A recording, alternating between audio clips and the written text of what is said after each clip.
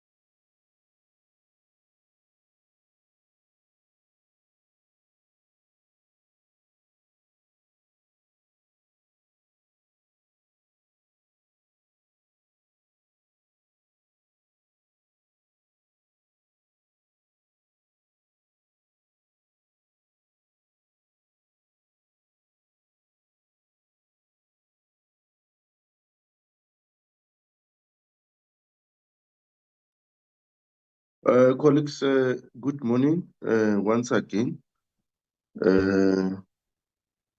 My name is Donald Slamlela, the Chair of Portfolio Committee on Transport.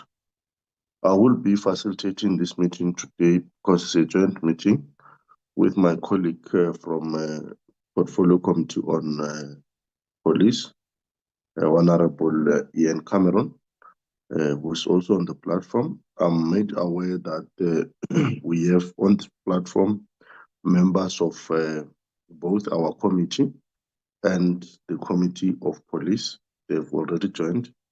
I'm not sure if you could quickly display the agenda. So we are meeting in this fashion, colleagues, as I welcome you.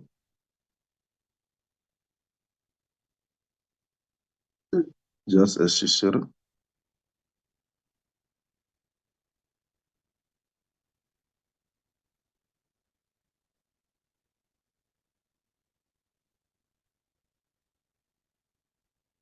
We can go up, well, up, go down a bit. Want to see? Yes. Go up again. Sharp, leave it there. Thanks very much once again. We met in this fashion because we need to entertain a petition from Honorable M.J. Cuthbert, a Member of Parliament of the Republic of South Africa, who had raised a matter that cut across the two portfolios, the portfolio of transport and the portfolio committee on police, with relation to the Davidson station of passenger rail station of South Africa. And in terms of this petition, it requires both ourselves and the Committee on Police to look into this particular matter. So we have agreed with my colleague, Honorable Cameron, that we will listen to the petition. We'll allow the member to table the petition. We're not going to entertain the petition today. What will happen is that we'll receive the petition formally, record it, and from there, as members will then agree on when can we do the site brief and get the information from there, from the site. And after we get the information to the site, at that particular time, we'll request the members of PRASA also to respond on site, and then we'll then discuss and have a way forward. Without much ado, before I note the apologies, I'm going to request Honorable Cameron to give remarks so that we can then go on with the meeting. Honorable Cameron. Morning, Chair. Thank you very much. I trust that I'm audible. I appreciate the invitation on behalf of our committee to join you this morning for this petition. Just one or two brief remarks. We've noted over quite some time the significant safety and security risks in the broader railway environment throughout the country.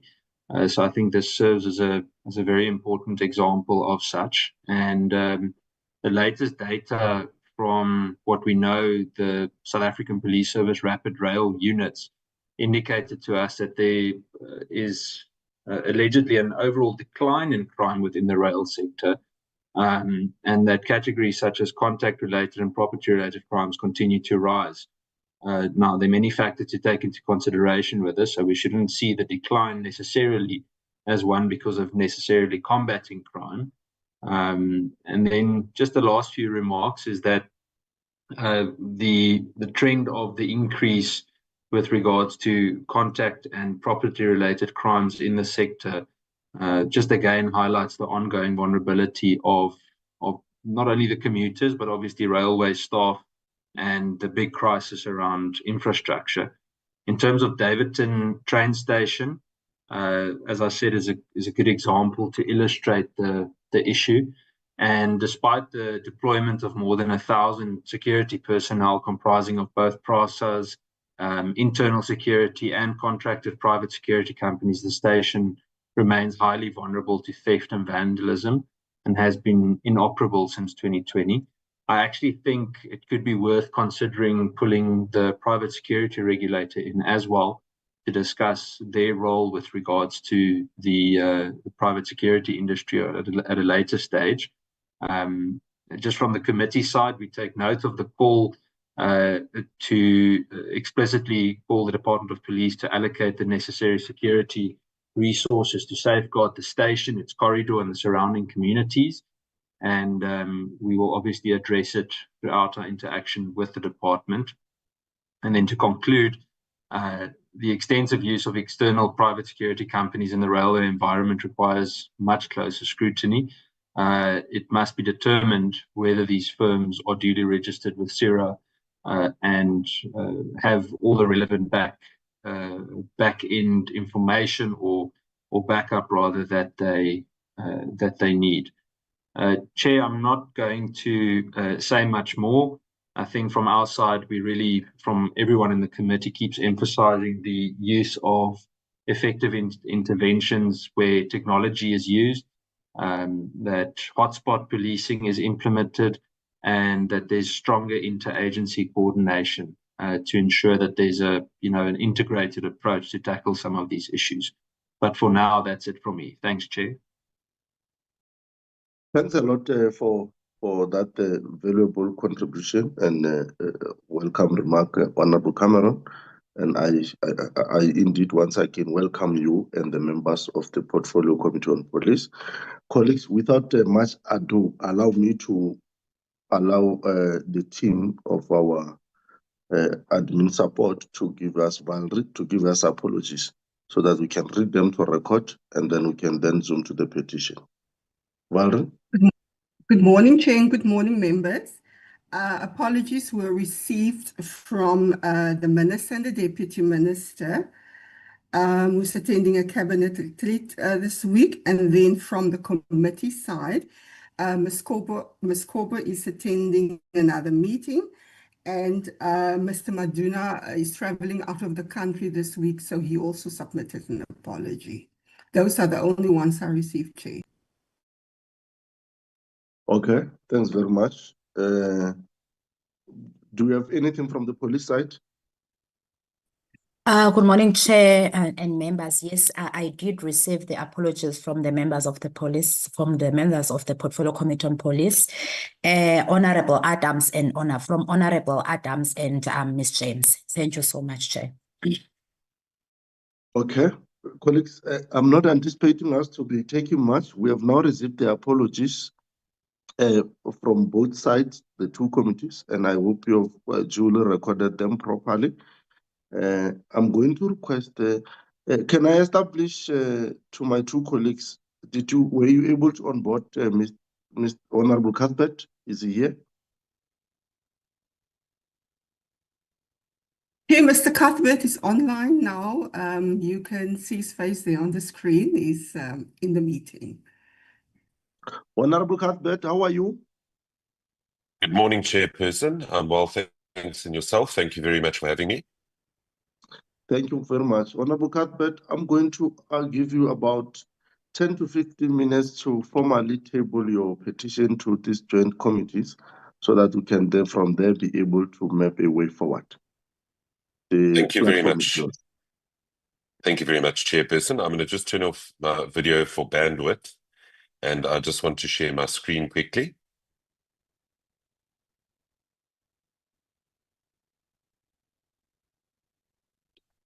Are you able to see the petition or the presentation rather, Chairperson? Yes, we can see it now. I hope other members are seeing it. It's clear. I see a train number 0154, Davidton train station petition. Yeah. Fantastic. Well, thank you very much, colleagues, for considering the petition for Davidton train station this morning.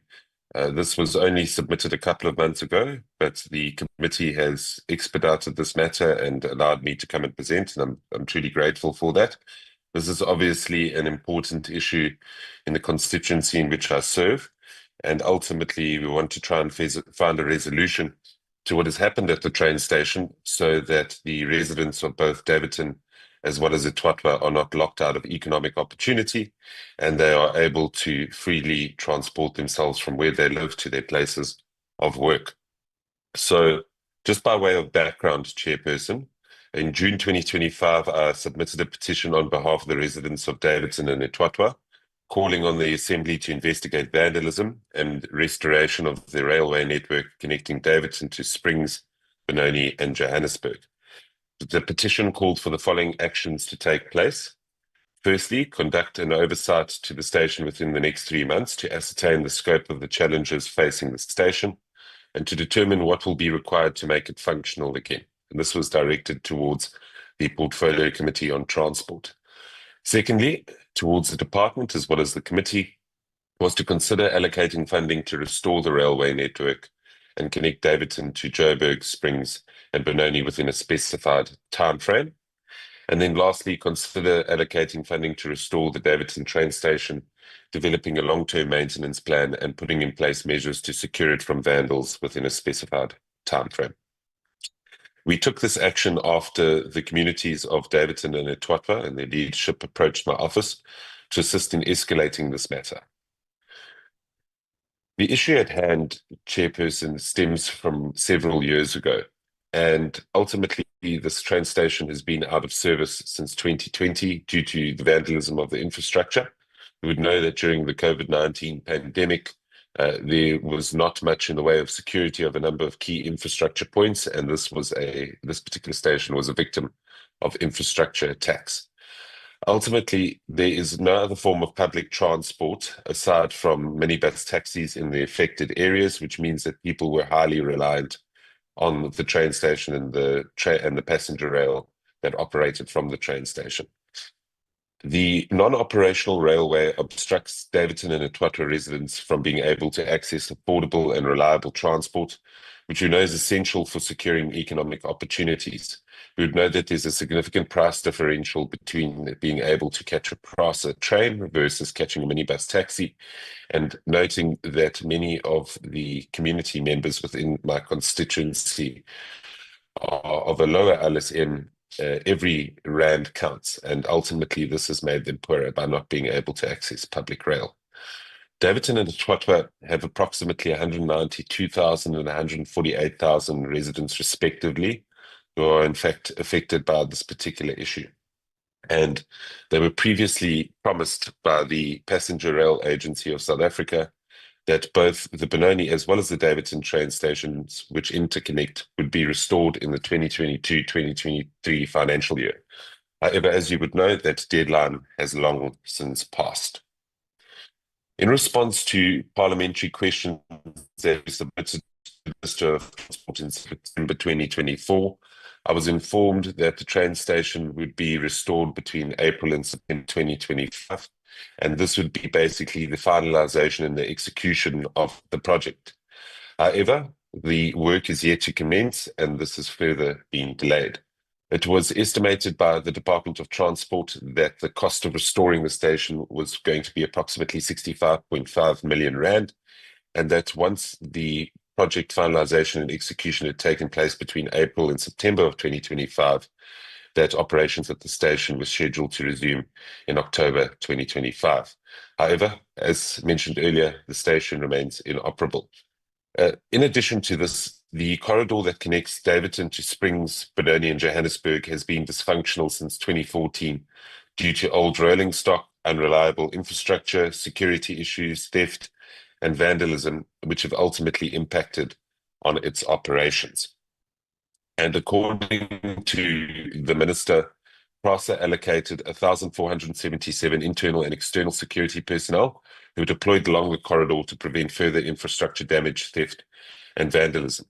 However, the station remains vulnerable to crime. There was an incident a couple of weeks ago where there were 6 Gauteng crime wardens who, despite being on the premises, the site was still in fact attacked and further damage was wrought at that particular station itself. Now we have the Criminal Matters Amendment Act number 17, I think of 2018, which deals with infrastructure sabotage and crimes related to key infrastructure. And we feel that that needs to be appropriately enforced.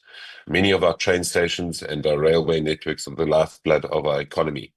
And if these are being attacked by criminal syndicates and those who seek to deprive residents of the services that they need, the full might of the law needs to be brought down on these individuals.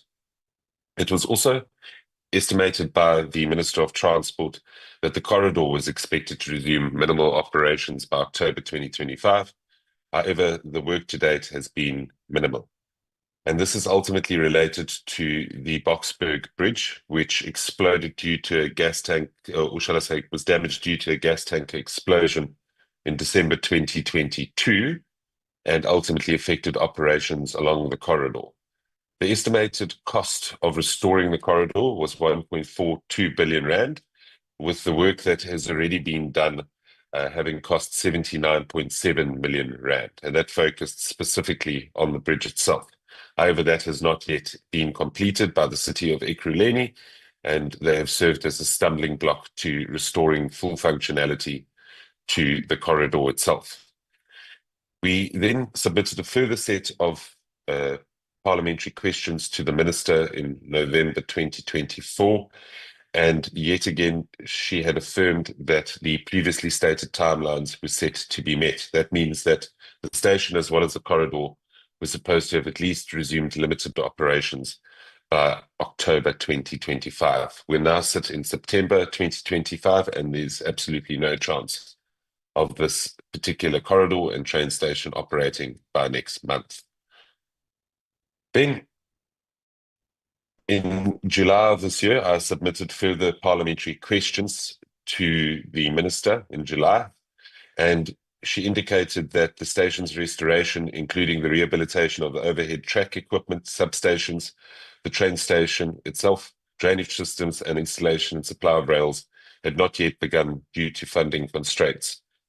And due to these funding constraints, the restoration of the station was now yet again delayed to the 26-27 financial year.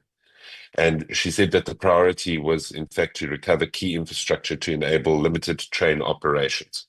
Now, Chairperson, whilst we are fully aware of the funding constraints faced by the department, as well as the broader fiscus, we would have seen the debate around the budget, we believe that it's unacceptable that such a crucial infrastructure intervention continues to be delayed, and not even a small proportion of funding is allocated on an annual basis to progressively improve the operation of services at the train station itself.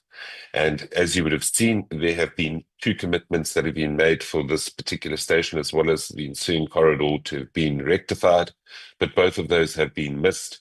And ultimately, the community still find themselves in a situation where they are locked out of opportunity and ultimately having to pay more for transport costs. So, Chairperson, what I would like to humbly request of the PCs this morning, as well as the respective departments, is a series of recommendations which you can then consider.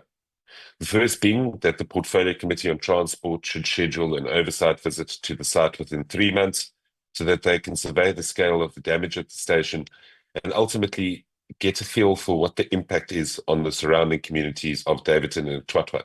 I can assure you that the community members who live in this area will tell you how much of an impact this has had on their daily lives. And ultimately, as public representatives, we are there to serve our communities and to try and ameliorate the difficult circumstances in which they find themselves. Secondly, I would like to put forward a suggestion that the Portfolio Committee formally requests funding to commence restoring and securing the train station through the adjustment budget process that will be coming up soon, and that the Department of Police allocates the necessary security resources to safeguard the station, corridor, and surrounding areas so that further vandalism and theft can in fact be prevented. And I think that there's an important role for SAPS to play here in detecting the criminal syndicates who operate at our railway stations across the country and ensuring that all of these key levers of growth, as well as these key levers of access and of minimizing the spatial divides, are in fact protected by our law enforcement officers. Then, second last, I ask that the Department of Transport should include the train as a priority within the adjustment budget process and allocate multi-year funding to the project to mitigate against fiscal constraints. So it may not necessarily be possible to include the entire 65.5 million rand in the upcoming or in this present financial year through the adjustment budget process, but I ask that at least a certain proportion is allocated for this year so that work can begin in earnest in restoring the train station. And then lastly, Chairperson, I ask that the Department of Transport explores a public-private partnership model to help secure a proportion of the funding required to restore the train station. And the reason for this request, and obviously this must take place within the context of the PFMA, is to try and get a private partner on to try and mitigate against the fiscal constraints that the national government as well as the department in fact finds itself in. And that is my request to the committee this morning. I thank you again for the opportunity, Chairperson, and I look forward to the engagement.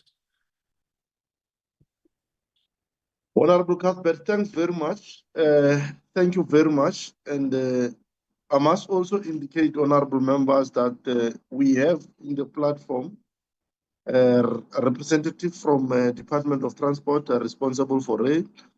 We also have responsible reps from the PRASA, and we also have reps from South African Police Services. We have also joined as observers. Like I've said, we'll receive the petition, and now that it has been formally tabled, we'll then discuss on how we are going to approach this particular petition.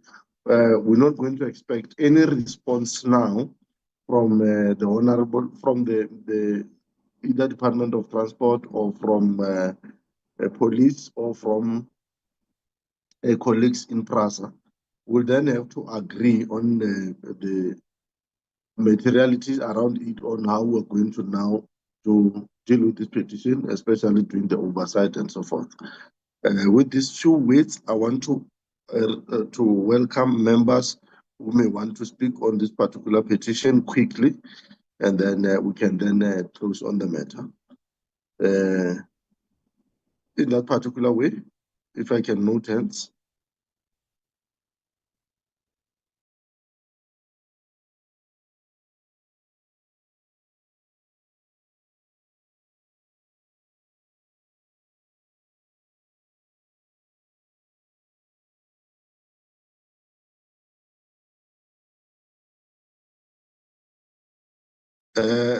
Let's start with Honorable Matthias, Lee and Matthews. And thank then you, Chair. Oh, yes, can I go, Chair? yes, please. Okay, thank you, Chair, and we appreciate the presentation for the petition.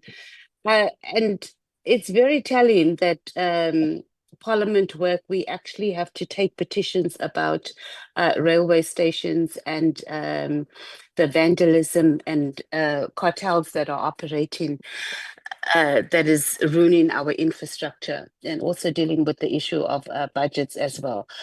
Chair, just to start off with, number one, the issue of, or the recommendations that were made on the issue of private partnership.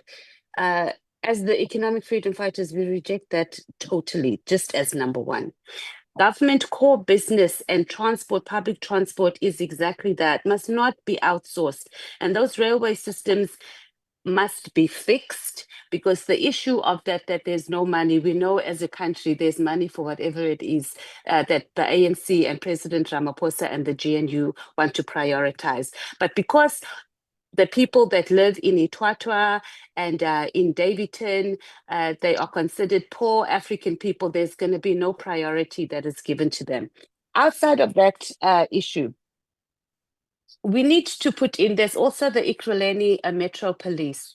It cannot be that in this day and age, 2024, Chair, that we cannot put in CCTV footages and nobody is being charged for that. So this is clearly an operation of, it's not just people on the streets, it involves officials of the Department of Transport, which we should actually have an investigation in, because it's not possible. How are there no CCTV camera footages? Why, when there is vandalism that is going on, because you already know where the vandalism is taking place, why is Ekurhuleni Metro Police not involved in giving in providing security or monitoring that area, knowing very well that that is the situation?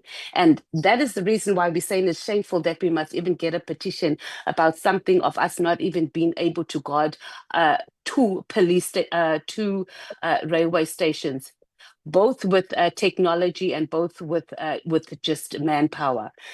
So what the biggest story here is, Chair, that there needs to be an investigation, and perhaps we can do it between the transport and the police. Who are the people involved, both in transport and the police? Obviously, the Metro Police is involved in here, SAPS, and probably also Gauteng Police, that is allowing this to happen. We never get to the core of the problem because we are always touching on the surface. We cannot always be allocating funding and then the money is either squandered or looted, or sometimes even if it goes there, it gets looted in another way through these criminal syndicates, because they do not want us to provide proper transport. So our recommendation here is that the bigger issue here, so we can curb this thing once and for all, is that we must be able to know, number one, there must be proper CCTV cameras there, where they are able to, and especially they know the places where the vandalism happens, and all the Metro Police, the Gauteng Police, and SAPS must all be involved in being able to give oversight on that. And then budget must be allocated. You know, you don't want to hear. I have so much to say, Chair. I thought we had the whole day here, but thank you. I'm done. Thank you, Chair. Thanks very much. It was not in a way of suppressing you. I was just saying we need to really manage time. But if you concluded, thanks very much. Let me allow Honorable Honsinga to come in. Thank you, chairpersons. Personally, I really appreciate this opportunity of a joint portfolio committee. this time particularly focused on the issues raised in this petition, but there are most certainly other areas of concern within the joint involvements of the two departments. So we would definitely welcome this for the future as well. So thank you for that. Chairpersons, I would like to submit 3 questions to the presenter of the petition. Firstly, could you expand on your suggestion that it would be beneficial to have a site visit by the Portfolio Committee of Transport, of Police, as well as from the department side? It's obvious that it would give us insight and understanding of some of the issues that you submitted, also by supporting it with some images. But what particular benefit is there outside of that? And I'm referring to possible engagements with the community, possible organizations that have approached you from the local community. Just give us some insight as an extension of planning from our side, what we need to take in account. Secondly, can you give us an indication of what the financial impact is for the local community in not having access to choice in public transport? Then thirdly, what is the current status at the station? Is there no protection of the state assets at all? Is there some form of security? Is there some elements of patrolling? What is the current situation there? And then, Chairperson, I would also suggest that we have a focused look on a particular sort of sub-issue from this, and that is the role of PRASA security in having over 1,000 employees within what is known as PRASA security, versus the role and pressure that we put on SAPS to cover and protect assets. Lastly, just a general remark. I think it's applaudable from the submitter of this petition in also showing all the engagements in terms of written questions and replies and so on, what he's done, because it's always a test question, you know, what have you done before you approach the Portfolio Committee? And I really want to compliment the submitter of this petition, Mr. Cuthbert, for ticking all the boxes up to the point where it's absolutely logic to now approach the Portfolio Committee. Thank you for your presentation also. It really clarified the issue. Thank you, Chairpersons.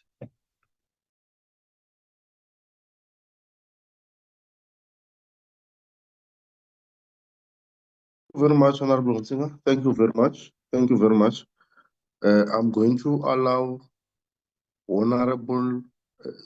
I note you have raised a question to Honorable Cuthbert. That question is noted. Honorable Cuthbert, note that question. You're going to respond at last.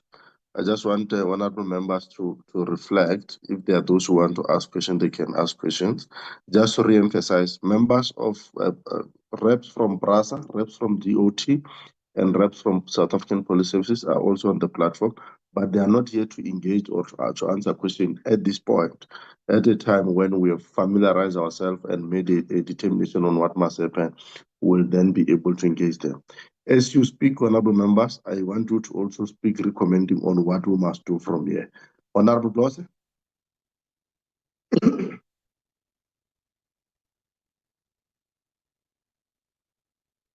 No, thank you, Chair. Blose, Thank you, Chair. Yes, I hope I'm audible, Chair. Look, Chair, well, the EFF has stated its views on the issue. For me, it's just to deal maybe with the further considerations, or if I can tell it, proposals.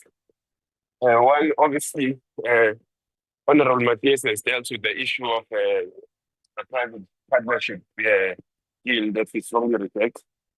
But also, I think we need to, as a Portfolio Committee of Transports, we need to try and get a report from the Minister ourselves, maybe in our extra allocation that we had agreed on as the portfolio committee, our late meetings, we might just need to consider that as a portfolio committee to say that let's get the minister to give us a brief on this so that we hear from her, so that when we take a decision in terms of how we approach this, we've got the full scope of everything. But also, to Chair, I agree on the oversight that is also proposed.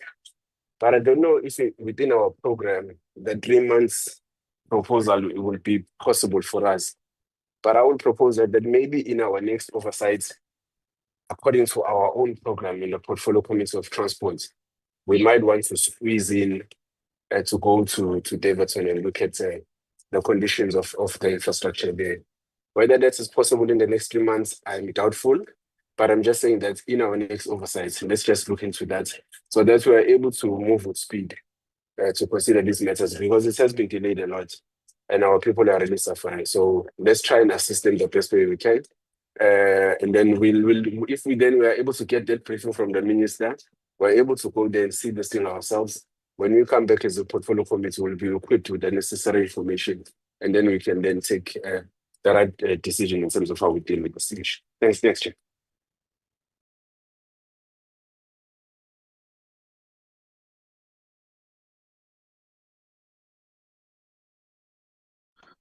Thank you a lot. If I could call who's next on the line now, it will be Honorable Ngopan.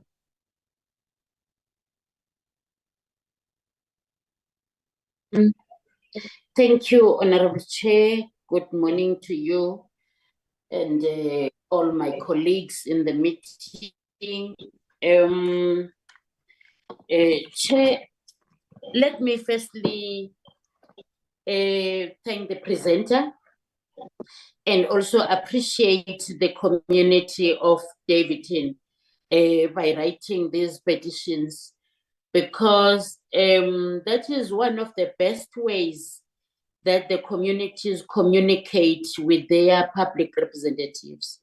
In this instance, the community is calling on the Assembly to investigate vandalism and restoration of a railway network connecting Davidton to Springs, Benoni, and Johannesburg.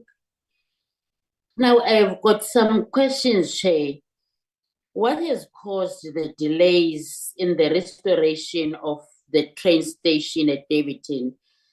As there seems to be time frames, speaking of 2025, what has happened? Then the second question for me is, assuming plans are in place to restore the railway system in Davidton, then now the question stands, what measures are in place to deal with the old rolling stock, unreliable infrastructure, security issues, theft, and vandalism? Thank you very much, Comrade Chair. Honorable Chairperson. Thank you very much, Honorable Ngopan. Honorable Boy, are you back? I had seen your hand and later I could no longer see you. Honorable Bloss, I would imagine is the legacy hand.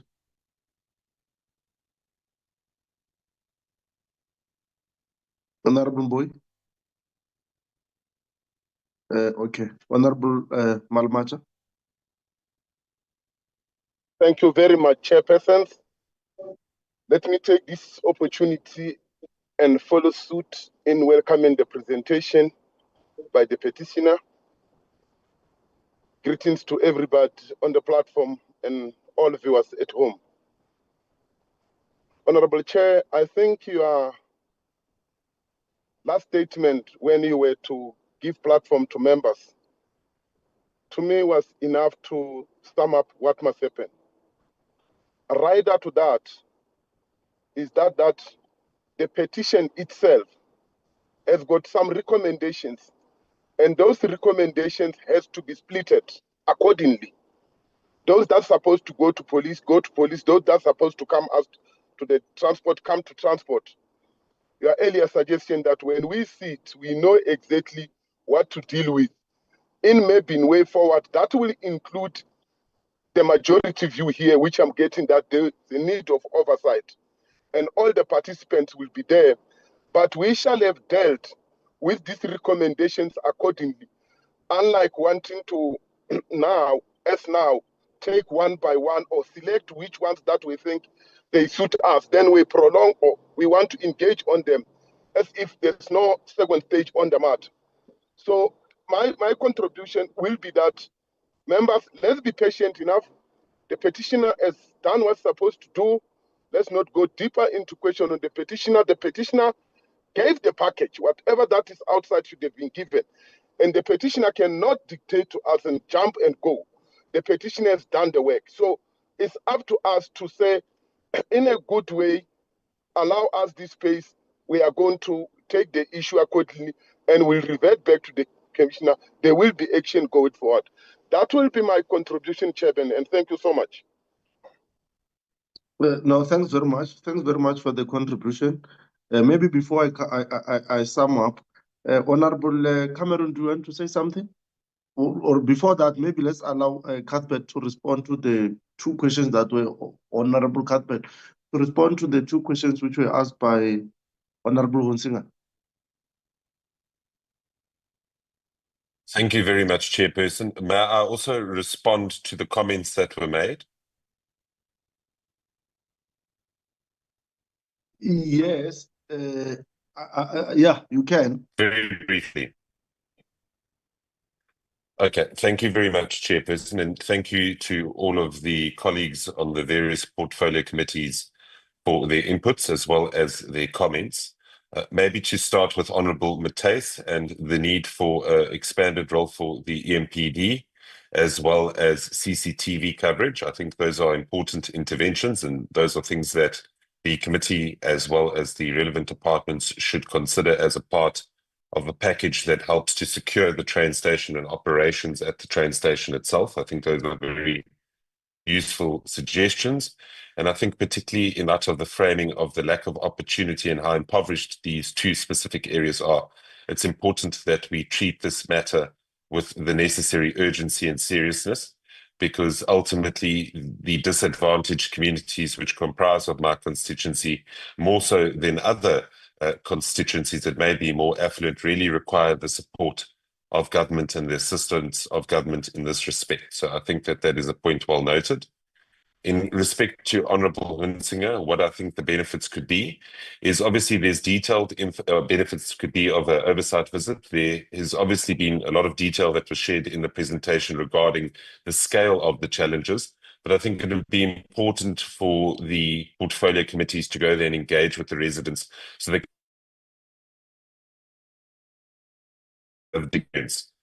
of both of the communities who are affected by the inoperability of this particular train station, and also to engage with local leaders within the area who will be able to explain exactly what it is that residents have had to do whilst the station itself has in fact been inoperable.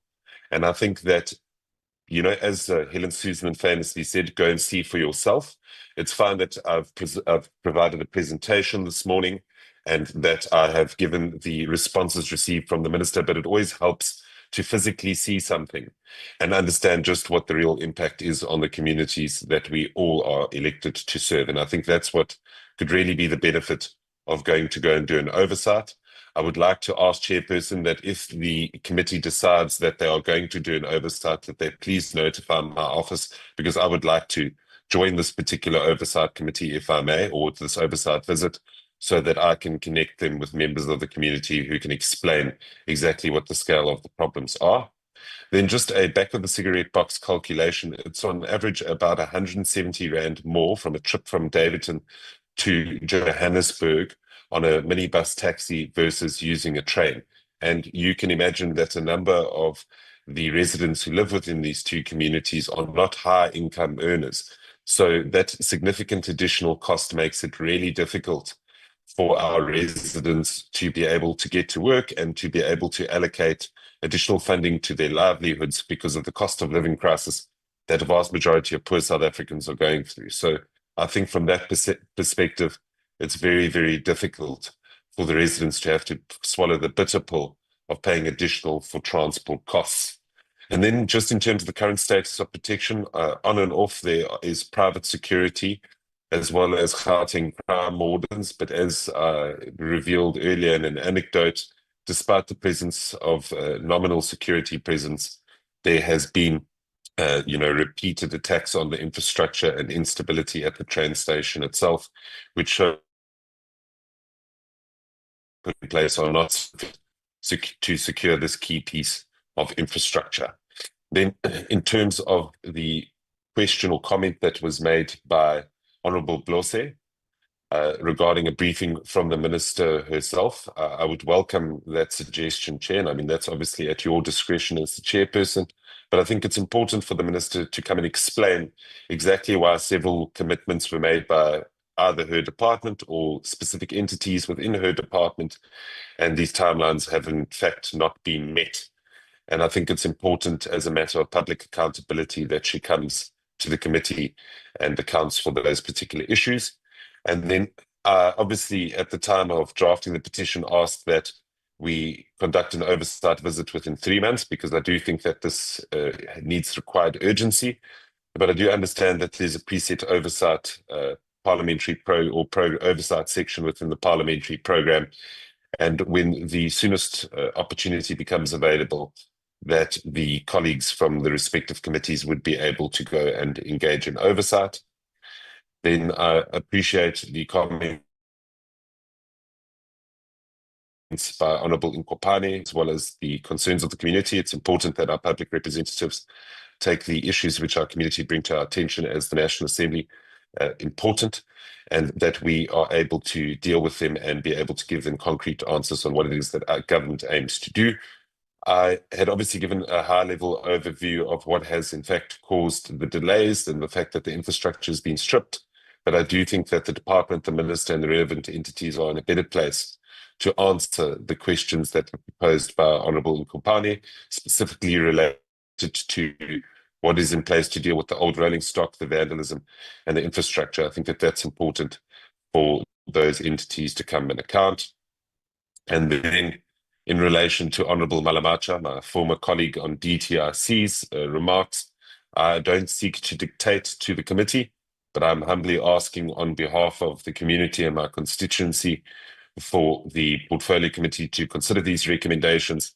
And this is done in good faith and with the needs and desires of my community at heart. And I sincerely ask that the committee applies their mind to these and that they are able to take the necessary action to help us restore and rescue the Davidson train station and to ensure that we do not lock our disadvantaged communities out of economic opportunity because the state has failed to provide them with the necessary services. I thank you very much, Honourable Chairperson. Thank you very much for those good responses. Thank you very much. Honourable Cameron, do you want to say something briefly before I give you a parting shot? Thank you, Chair. No, nothing in depth. We welcome it. We'll consider it. I think I said everything during the introduction. I think it forms part of a much broader crisis that we have as well, and it serves as a good example of the challenges we face with regards to many parts of public transport, not only in terms of rail. So we will communicate accordingly. Thanks, Chair. No, thanks very much. Thanks very much, Honourable Ian Cameron. Colleagues, compatriots, we have arrived here. What will happen from now? Now that the petition is formally recorded and tabled before us, and we had engaged with it in the manner we did, what is going to happen is that first, the recommendations that from Honourable Malamacha, that we may have to separate these recommendations, those that have to be dealt with from the police side be sifted there, and those that come from us to transport be sifted here for now. From there, the second recommendation that we may have to elevate is that in our next engagement, we may also, even before we go to do oversight, engage the minister to get a brief from the department, what they've been doing, especially in relation to all these timelines that the Honorable Cuthbert has put and the responses they've put thereof, so that we know, even before we go to the site, what is the plan, what is the intention, and then from there, we can then engage on an oversight, depending, of course, on whether what you've got from the minister will not be satisfactory or not. Should we find it to be not satisfactory, we'll also go on the next window of oversight. We'll find a way through our teams, the team of our administrators, together with the team of police. You'll have to talk to each other and find a way of how do we ensure that within a particular space of time, this thing is actualized. But that, of course, that will be subject to the engagement that we'll then have to have with the minister. And when we have that engagement, when we get a full brief, we'll also then be able to brief Honorable Cuthbert on behalf of those communities that is actually communicating for. The other issues will raise to the minister because, to my understanding, is that even if there was no progress on site, there should already be a communication to them, especially that there's been a commitment. But those are sideline issues that we'll have to raise in that engagement with the minister, especially as Honorable Cuthbert would have correctly said. Time to time, there's been specific commitments that have been made, and when there was no response, there was not even a communication as to what is actually happening, and that's what then creates this frustration that then results in Honorable Cuthbert now having to take it on his shoulders. A good thing you did as a good citizen, Honorable Cuthbert, to then, on behalf of the people, stand and come before us and say, there's this issue that needs that warrants an immediate attention. To this extent, honorable members, allow me to close this aspect here and release Honorable Ian Cameron with your team, Honorable Cuthbert, and thank you for having came and joined us in this particular fashion.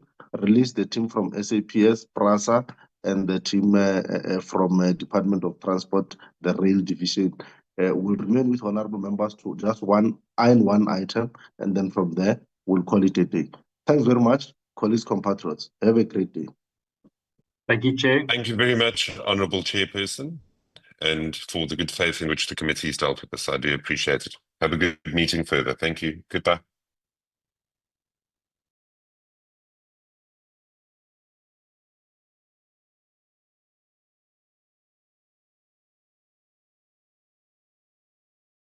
Valerie? Chair, I'm online. Yes, I am online, Chair. I'm just putting up the agenda quickly again.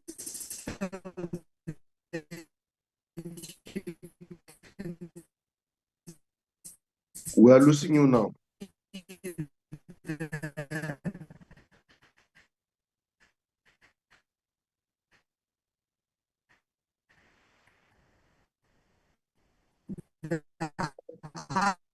Agenda items. We are losing you. We are losing you. In relation to the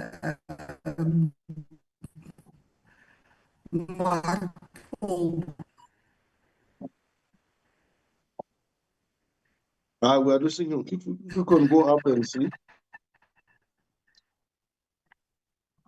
Chair, can you hear me? Yeah, we can hear you now. We hear you. I think before we lose you even more, let's deal with the aspect that Chair, can you hear me? Yeah, I can hear you now. Honorable members, we're on item 3 now. Consideration by the committee on the way forward for the processing of the marine oil preparedness response and cooperation bin. That was referred to the committee for concurrence on the. Priscilla, why are you now removing the item?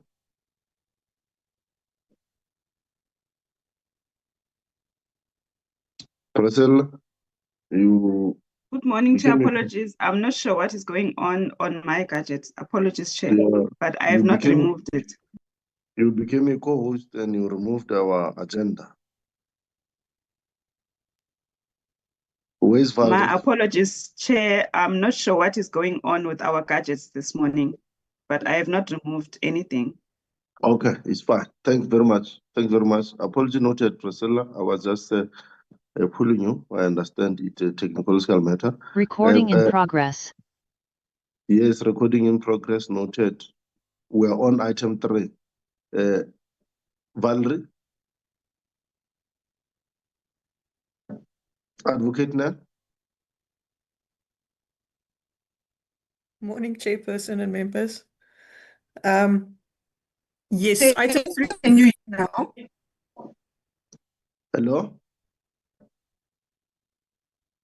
I can hear you. Advocate Nell, can you go on?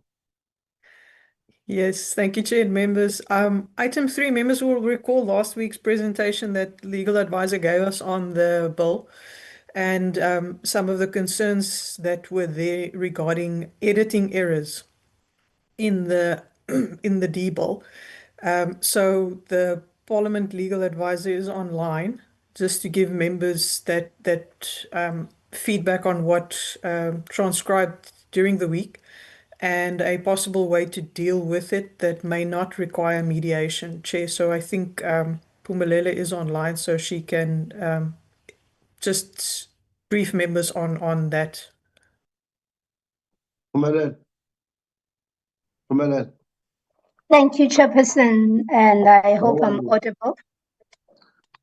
What happened between now and last week? You came here with recommendations, then you went home.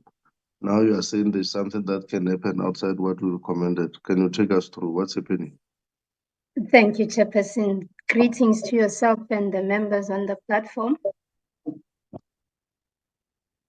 Yes, Chairperson, as I had indicated in my previous presentation, I was representing and presenting on behalf of my colleague, Mr. Tekiana, who's also present in the meeting today.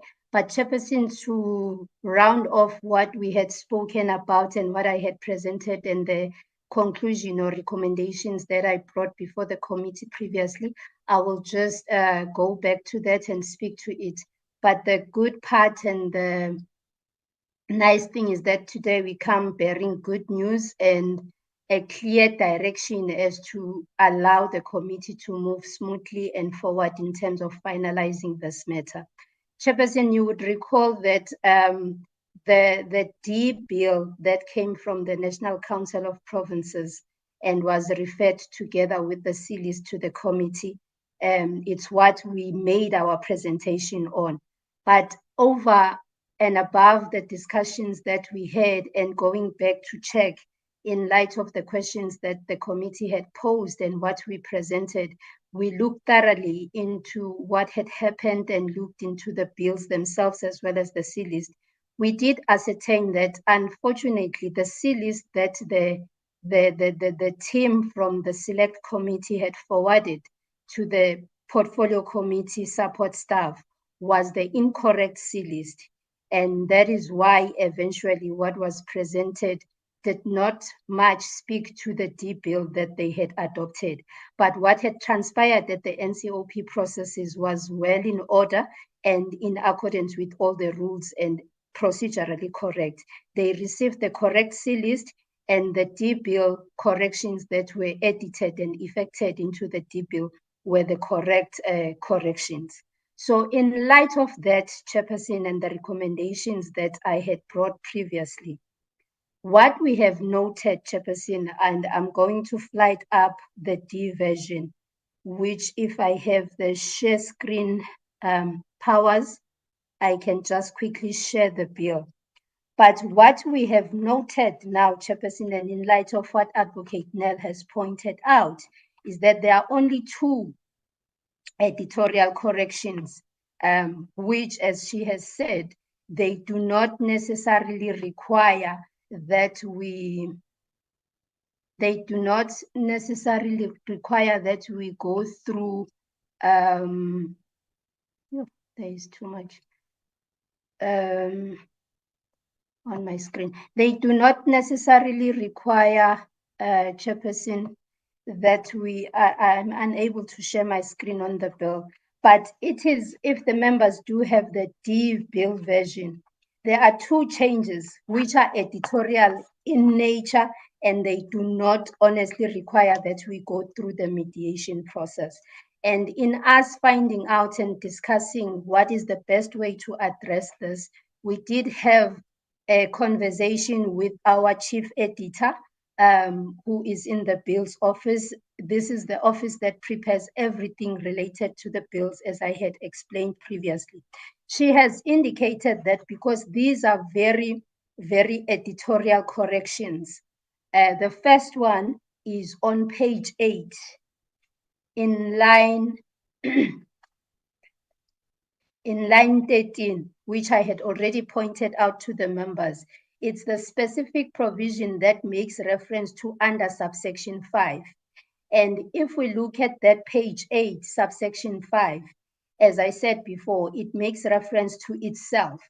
Because of the corrections that were done and in numbering, it should have been under subsection 6. So that is the first editorial correction that will be done. The subsection 5 that appears there in line 13 is supposed to be 6, and it's going to be corrected, and I'm going to explain how it will be corrected. The second correction, Chairperson, is on page 18. If we quickly move to the D version on page 18, I'm hoping members have it. On page 18, in line 38, where it reads under subsection 3, if any person A contravened any of the provisions in C, D, E, and F, then there is a closing inverted comma there.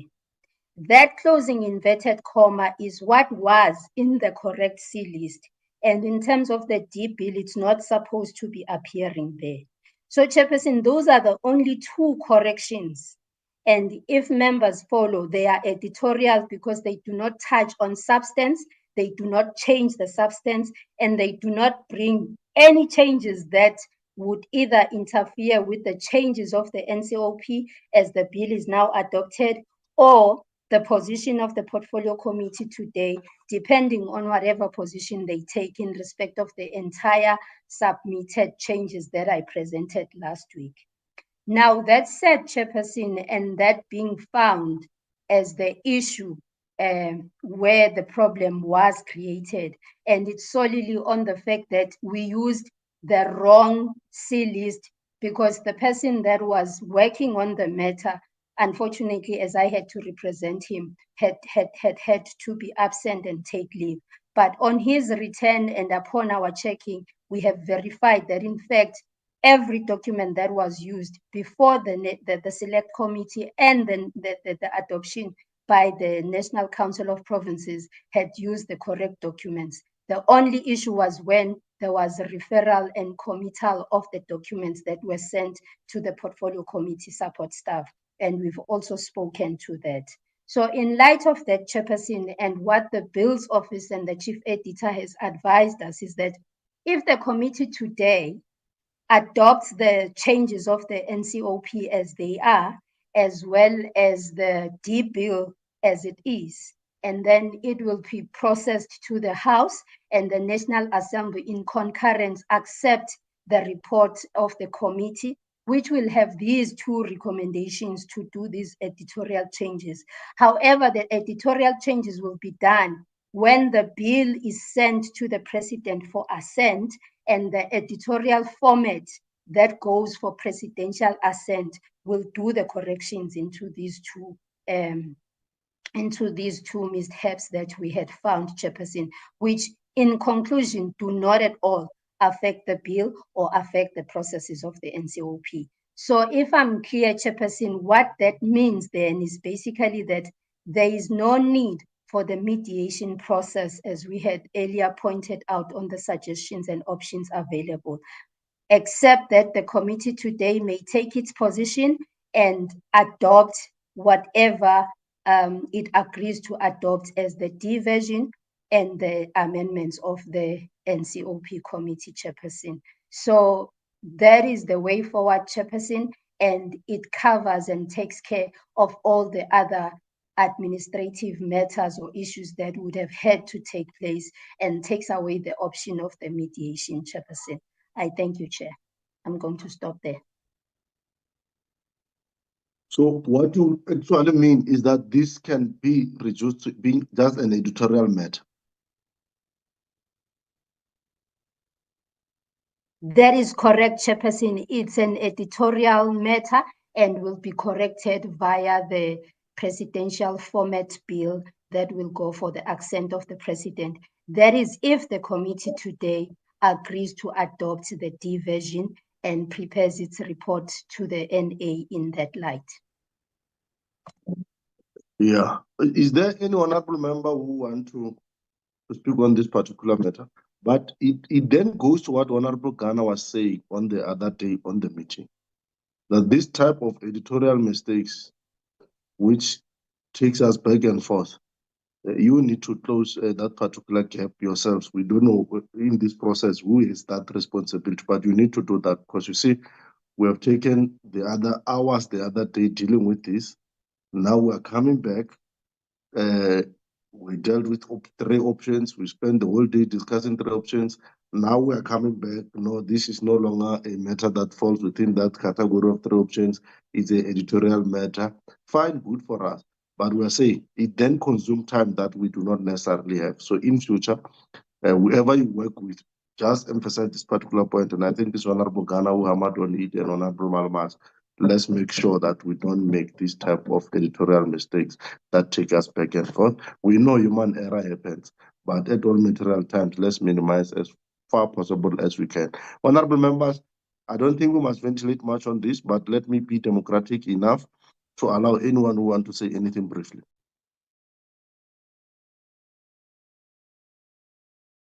Honorable Montana and Honorable Hunsinger. Honorable Hunsinger, you can start. Thank you, Chairperson. Chairperson, I absolutely appreciate your remarks on this announcement, which I really see as a huge concern. And I do not believe that we can simply turn the page and everything is fine. And I am also very much concerned about the assumption in the presentation that, to quote the presenter's words, if members follow and this covers and takes care of the matter. It certainly cannot be the case that we simply follow and that this takes care of the matter. Chairperson, to be constructive, I would propose that this portfolio committee consider a full report of an internal investigation about how this happened, who is responsible, simply to respect the body of the Portfolio Committee of Transport that received two sets of information. Two sets of information upon which we must now just flick the switch between, what we had last week and what we have this week. And it cannot be, because if we accept it in this manner, there will be no interruption in the manner in which the Portfolio Committee is treated and the way in which information is considered before it comes to the Portfolio Committee of Transport. It is not a matter of just taking it to the Portfolio Committee and then fixing it, because they will follow and this covers the matter and it will take care. So therefore, Chairperson, to get to the point, I would propose that we ask for a full investigation and a full report to be submitted to the Portfolio Committee as how this transpired, why it transpired, and to, in a precautionary way, make sure that this will not happen. I so move, Chairperson. Noted. Honorable Hunsinger, Honorable Montana, then Honorable Malmata will come in. Good morning, Chair. Good morning, honorable members. Chair, I think we shouldn't accept what is being recommended here, because Ms. Ngema knows what she said last week, and I take a different approach to what Dr. Hunsinger has just said. For me, it's not about the investigation. It is not correct, Chair, to to say that these are just those small amendments as is being put. In fact, I commented because one of the major things we had to ratify as South Africa, part of this bill is to ratify something that comes from an international convention. And I said, actually, the NCOP had left out that part. And we said, actually, it makes a mockery of the bill. So it is not about those commas and everything. There's a fundamental issue here of substance, a material issue. So what I'm going to suggest is that I don't know about the investigation that Dr. Hunsinger is calling for, but what I'd suggest is that we do not approve today. We ask the team, the legal team, Parliament's legal team, to go back, make sure about those things, particularly on the substantive issues, because in a presentation, Mrs. Gema, those were not part, they were left out, and we had to correct that. And to be told today that no, it's just the commas, it cannot be correct, unless if the previous week we were misled. And I don't want to make that, I don't want to cast aspersion, but I'm saying that based on the presentation, I made actually that submission that the very heart of what we're ratifying, because this is not just a South African thing, is an international convention. So, Chair, I think that we cannot today recommend. I think that let's push it to next week. Let's be given the final, what is called, draft, because I think we're going to have problems here, particularly on the substantive side of things. So I suggest concretely, we do not adopt it today. We are not rejecting it, but we don't adopt it today. We push it to the following week. We are now given assured. I mean, for me, I want to get assurance that the specific issue that I discussed, which had to do with the international side of what we're ratifying, is actually addressed. And we're told that the NCOP didn't address that. So last week when we supported the mediation, we're not supporting it because of what Honorable Ghana raised at that time. For some of us, we were supporting the mediation as a way to correct some of those some of the what is called substantive issues that were left out in the NCOP. So I want to suggest, Chair, that we take that route. We see the full version, revised version, rather than the shortcut that we're being told that no, let us approve, then it will be corrected when it's submitted to the president.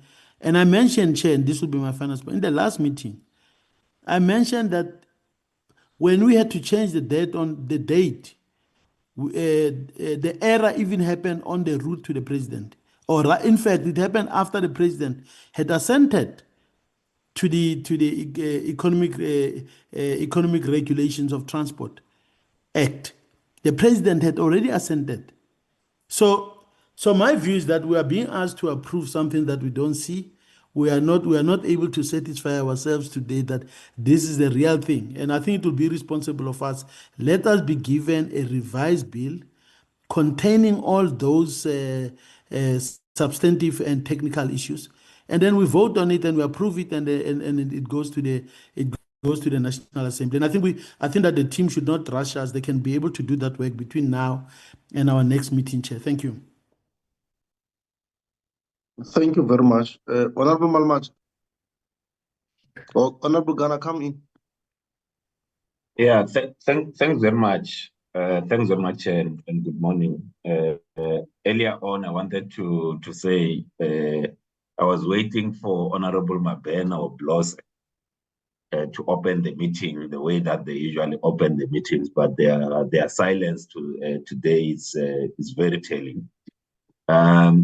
Just to say, Chair, I think whilst I take what Ms. Ngema is saying, the cleaner route for us, because we can't amend, so we, in a way, we can either accept what it said and so forth. The cleaner route, whilst I take what you're saying, Ms. Ngema, the cleaner route is to go to mediation. That's as clear as in whilst I take what Honorable Montana is saying, it will still not get us where we need to get to. or at least it will not get you, Honorable Montana, the aspect that you want to then deal with. So if you want those particular aspects, then is to wait for the bill to be this bill to go through its process, and then there's an amendment thereafter. But I still prefer, and I still move, Chair, that let's take this to the mediation, and let all these, whether it's a comma, it's a full stop, it's a dot or over the I, let's do it proper, unless maybe there's something in terms of agency that this matter needs to go through. What I would like to hear is, all right, if we then resolve or continue with the resolution that were taken around sending this to the mediation, what is the apprehension around going to via the mediation route? Because what I don't have trust in, Ms. Gema. I don't have trust that the editors will do what they need to do before it goes to the president.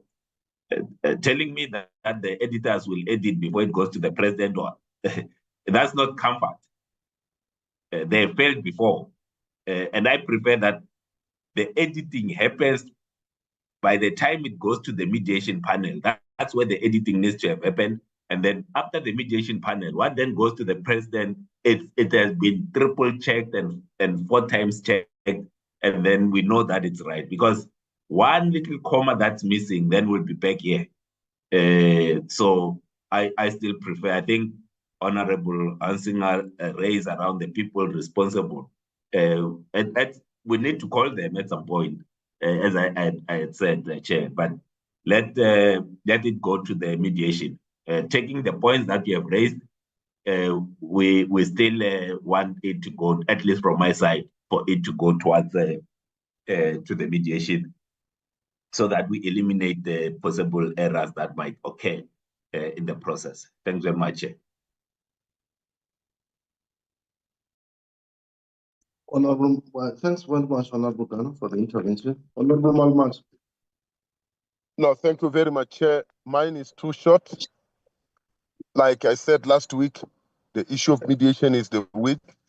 Now, the issue of cleaning this before the mediation is very vital. One will share the experience when was still in the DTIC. I can tell the manner in which we are having this back and forward. If we continue this way, we will, when we are definitely sure this thing is a fine-tuned diamond to go to the market, and it be reversed back to you. I one way want to align myself with Honorable Ghana to say, let's do this before this goes to the president, so that at the end of the day, we ourselves, we are very much satisfied with the process and everything that has happened. And you are not far from what I was to suggest, Comrade Ghana, to say the responsible people indeed, they must come and talk to us themselves, so that every line is searched and is correct and is proper, and there's no ambiguity. It says what it's supposed to say. Thank you so much, Chair. Yeah, thanks very much. Ms. Ngem,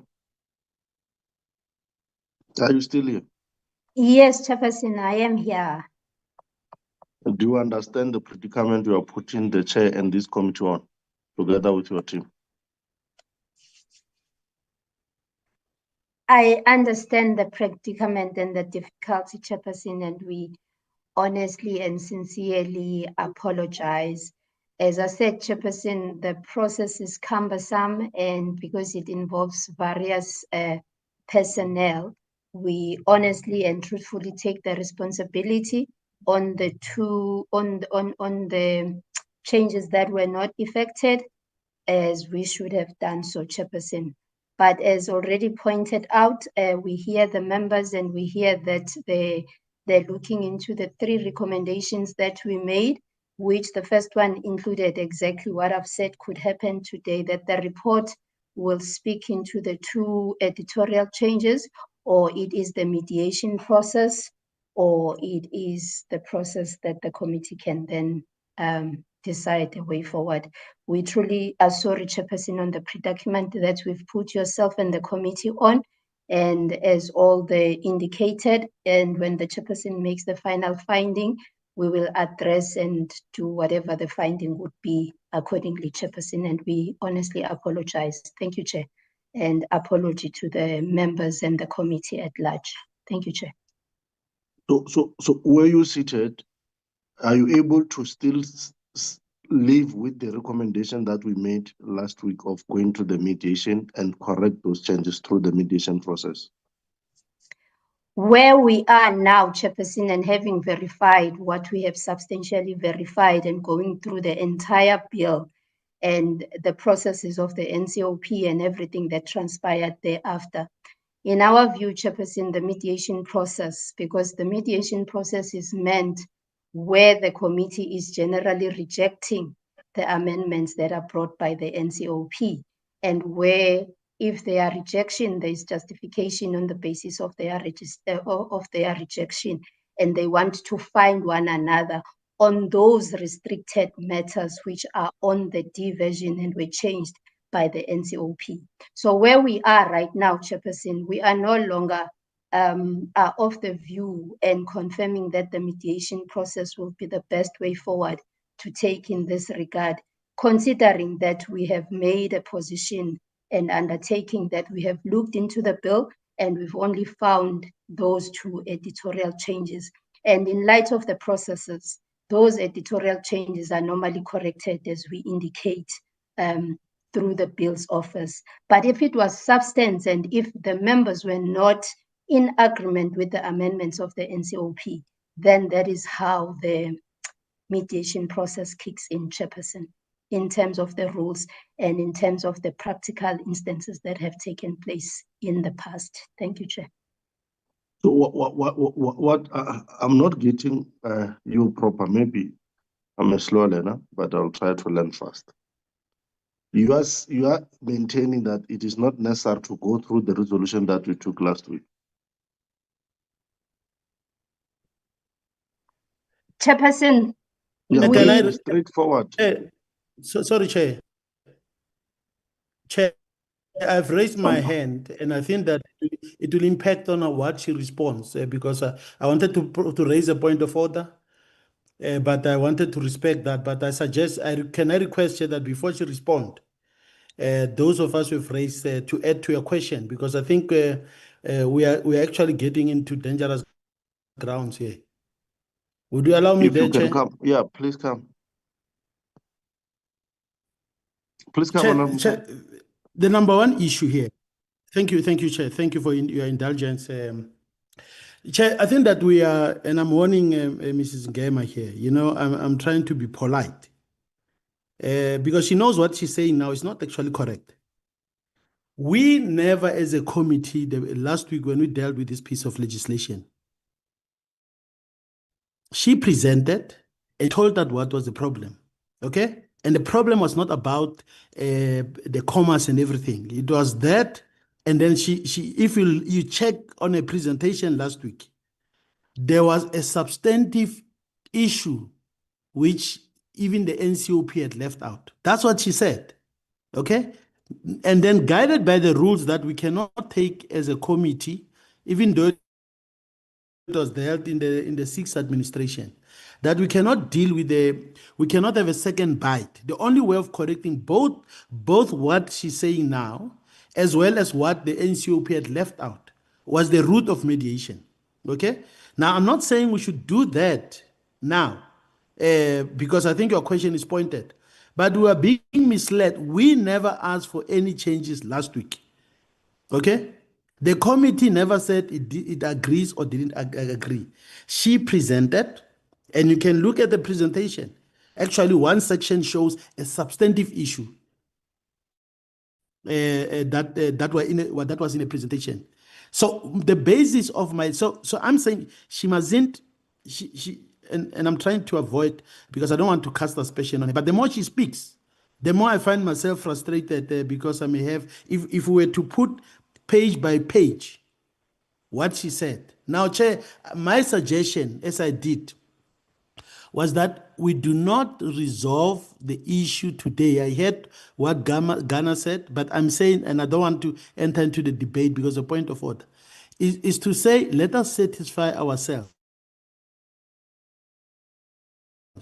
But the more she speaks, the more actually she contradicts what she said last week, which means even our decision to go on mediation was not based on correct facts as it were, Chair. So I don't want to take that route, but I'm saying let us be patient.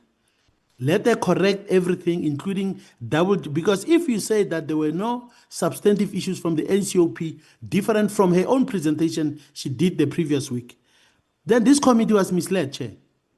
And I don't want to say that. I don't want to go to that stage. That is why I say that the most reasonable thing, still living with the mistakes that were done, is to say go and do and give us a total picture. And I think to some extent it aligns, even though I'm not calling for an investigation, with what Dr. Hunsinga has proposed. So that would be the most reasonable thing. But the more she speaks, the more she contradicts her own presentation, Chair. And in fact, it may require us to actually have a completely new detailed presentation. We don't decide now on mediation. We don't decide on anything. We wait for the next week where they present a proper report and a revised bill, Chair. But we never, as a committee, as a matter of fact, objected to anything. That's not the reason why we're going to mediation. It's because of what the NCOP had left out, number one, at the substantive level, as well as the technical things. I don't know what body was meant to be established from the International Convention, which she said in a presentation was left out. If Valerie can help us and put that on the screen, you'll actually see, Chair, that there's a substantive matter there. And I think she's not helping us. And that is why I think that your question is spot on. But let's not, even if she were to answer it in a particular way, we still take this issue to the following meeting so that we can satisfy ourselves that things were done properly. Thank you, Chair. Thanks very much. I'm going to have to give direction on what must happen. But before that, Honorable Hunsinga, do you want to say something before? I see your hand is up so that I don't suppress you. Thank you very much, Chair. Chairperson, I propose that we do not take a decision to move further on this point, but that we postpone to allow opportunity to get direction of how we should proceed with this, because the status of this process is now interrupted in a very uncomfortable way. It is not just a matter of accepting a change of direction based on following procedure as we did. So we would get ourselves in trouble in terms of procedure and rules in just turning the page and accepting what is being proposed here. We need a new submission and we need a status report on why there is a particular change in the information that we should react on. That must still happen. And therefore, Chairperson, I propose that we just postpone this point after taking notice of a change in direction. And then I would suggest that the department and the legal department therefore considers submitting a new report and a new presentation so that they explain themselves. And that is what I meant with my proposal of a full report based on an investigation, because now there needs to be an assessment within that legal information, not with us, but within the legal information. And for that, we need to give them opportunity. We certainly can't just turn the page and accept it on this very superficial manner. And therefore, Chairperson, I propose that we postpone this point and carry on with the rest of the agenda by taking note and passing it back to the legal department. Thank you, Chair. Thank you, Honorable Hunsinga. And I think even before I go to the way forward, I must say this, Honorable Ngema. Ms. Ngio. I and this committee don't take kind of this up and down that is happening now here. You must know that, and you must know that with your team. We can't be subjected to this type of a situation which consume our time for almost nothing and nothing at all. We come, we discuss something we're told we are discussing because it is an error that would have happened. We spend an hour discussing that, we appreciate, and then we arrive at a determination based on the recommendation given by yourselves, on the error that would have been committed by yourselves. We become kind enough to appreciate that. We then agree on a process that you must go and deal with, and that process is as a result of your own recommendations. You come later on when we are supposed to adopt, to further change that recommendation that you have made and we've made a decision on. Then the members who say we may have been misled are not actually far from a point. One. Secondly is that it means documents are brought to us, mind not being applied properly by those who are supposed to apply mind on them. And that has a potential to put all of us into chaos and therefore deal with our integrity and credibility as honorable members. We're not taking kind of that. It is very disturbing because it can't be an issue that no, what we said last week was wrong, and now we just have to correct D and all that, and then we must move forward. It can't be. We are a serious committee of parliament, charged with serious responsibility, working within a particular restriction of time. I'm therefore going to withdraw this, to instruct that this report is withdrawn. We'll discuss with yourselves on what must be the way forward to respect this committee, and then we'll then come and table this particular matter again in this committee in a fashion that will bring about conclusion to it. Thanks very much. You are released. Next item. Chairperson.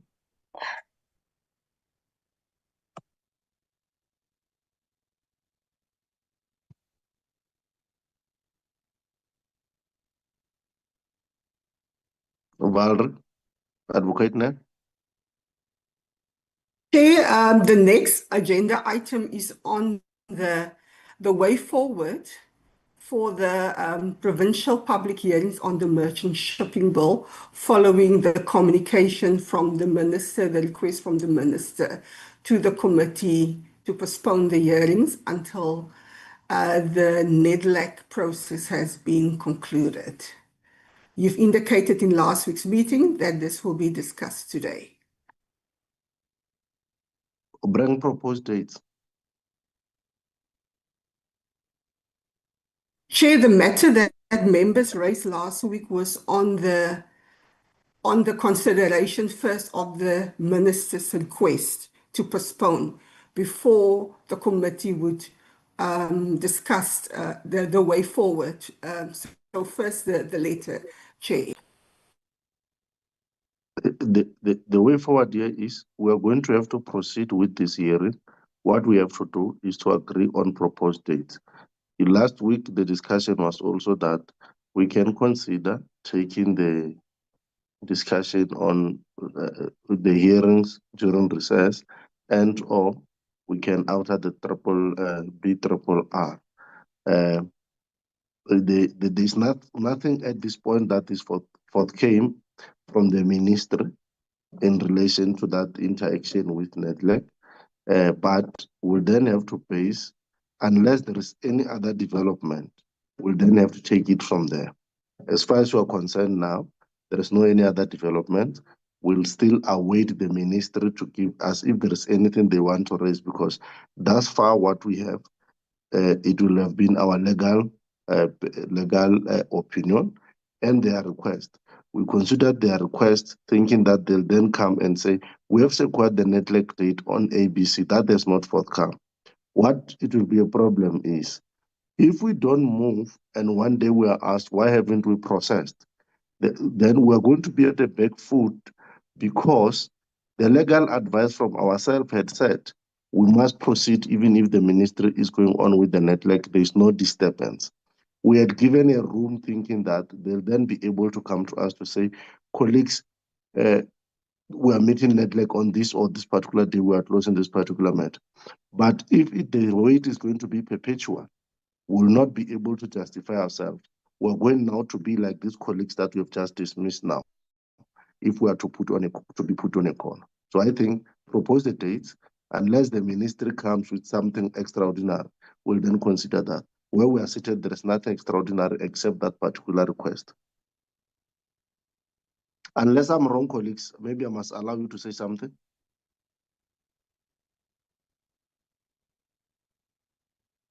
You are right, Chair. Honorable Nsinga, thanks very much. Honorable Nsinga. Thank you, Chairperson. Chairperson, your take on this matter is correct, and I concur with your stance. On the basis that there isn't just one round of public participation. If we say that we move forward on public participation, let's do it on the basis of also stating that should there be a reason for expanding on the public participation process, that there would be a willingness from the committee to consider that. Because that is the only reason why I think there might be a concern about the portfolio committee starting with public participation with a pending matter. So, you know, so that there isn't anything else that I can think of in this relation, you know, with a pending matter and issue with NETLAC on this. But there's no reason why we shouldn't proceed with public participation, and there is also no reason why the committee cannot consider a next round or an extended round of public participation, you know, based on conditions that might evolve around the unsettled matter. Thank you, Chair. Thank you very much. So we'll keep it as that, unless if the minister, I had spoken to the minister to say, is there anything that we need to consider outside the consideration that we have? And then since they said they'll come to me, they have not. Now, I think let's proceed on our part. If there's any other movement from the minister, we'll take it from there. But we should have record, as honorable members are saying, we should have record that we have done our part. Otherwise, like I'm saying, we're going to be like these colleagues who comes, they say this, the following day we come and change, the following day we say this, we'll be playing a yo-yo. I don't want us to play a yo-yo. Propose the dates, and then let's take it from there. If you don't have dates now, it's not a problem. You can then propose the dates in the group.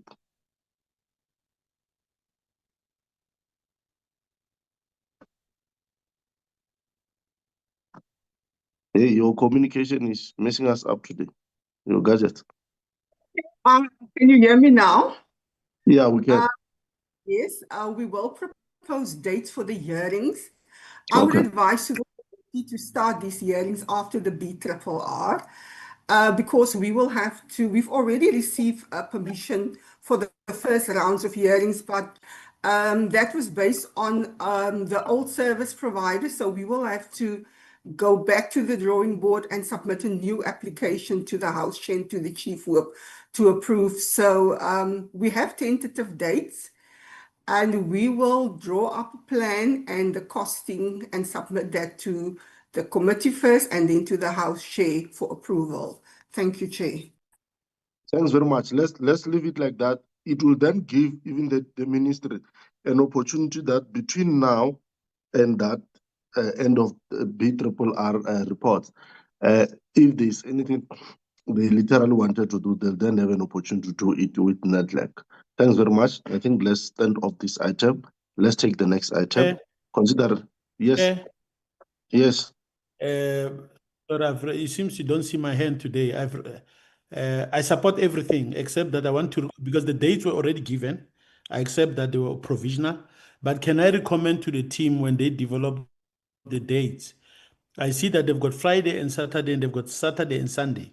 Can I request Chair, that we try as much as possible? I know there may be difficulties, but we do Friday and Saturdays as recommended in some of the dates. But and try to avoid people go to church and do their activities on Sundays. So where possible, let's try to stick to Friday, Saturday, as captured in some of the provisional dates. But I support the direction you've given, Chair. Thank you. Yeah, they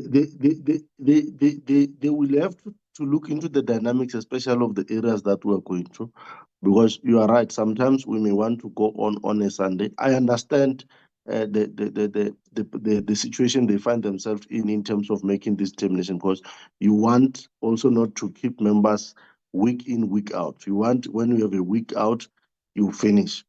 But they must please make that consideration, looking into the geographic detail of where we are going and the sociological orientation of the people who are going to. Because Honorable Montana is right, we may want to do it on a Sunday, and honorable members avail themselves, but we find that the community is given the sociological orientation of the society there. They are not available, they are all going to church. So look into those materialities. Let's step it off. Next item. Consideration and adoption of the draft committee strategic plan. Honorable members, you can share it, but I think we don't have to go to it page to page, because I have said last week, I'll give you an opportunity once again to look into it and consider it as right. If there is, it's a product of our own collective thought. If there is anything that could have been missing, you can raise it. But all in all, this is a product of our own thought, and it has been with us now for 2 weeks. Is there anyone who wants to raise something on it? Honorable Montana. Thanks, Chair. I agree fully with you. I think the strat plan it does capture it just capture almost everything that we did, that we discussed yesterday. Last night, I think it was too late, Chair. I did make so I endorse that view that it captures. So it's not an objection. I just made some few additional things to all members to consider, but I'm happy with the document overall. Thank you, Chair. Is this the only addition you made? Will this be the only, Honorable Montana, is this the only addition you made? No, it's not, Chair. I made 3 specific addition points. The first one was that I'm happy with the document. It adequately captures what we discussed. That's one issue. The second one, I said under mandate, we include as part of our mandate enhancing greater and effective participation of the public or citizens in the development of legislation, policy and programs in the transport sector. It's mentioned somewhere, but I thought that's important for us to include it under mandate.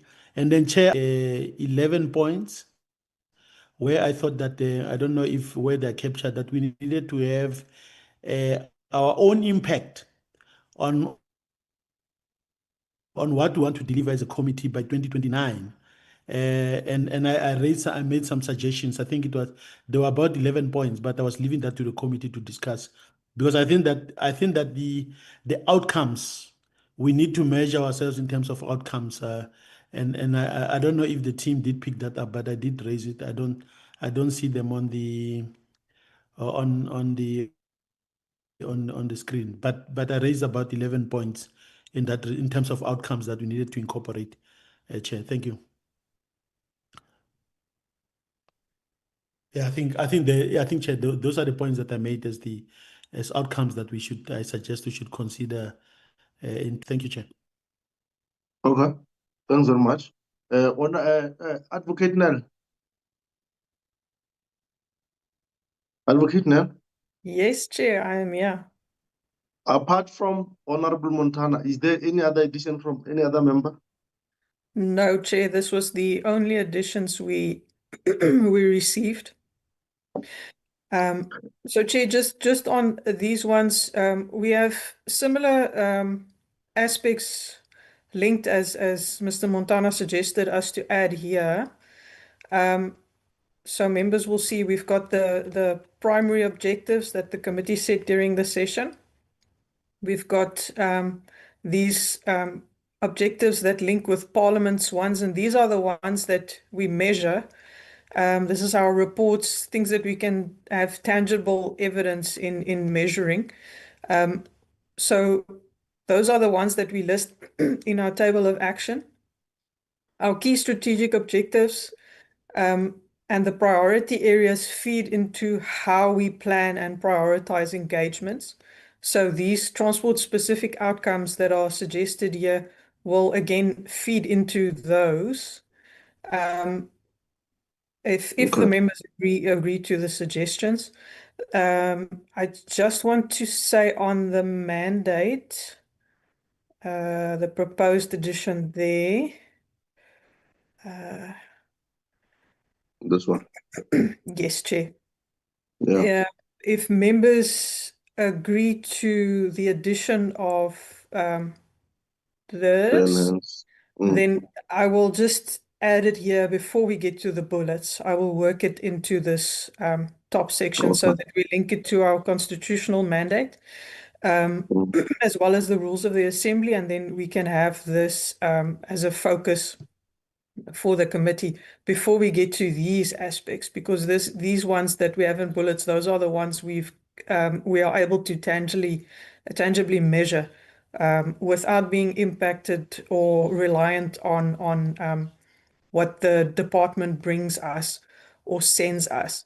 And then, Chair, members would have seen, here we go, our tables here that we did for the grants and as well for the entities. So members will see when we get to the next discussion for the program, we've used this table that we've agreed to at the strat plan to try and recommend which entities we should see.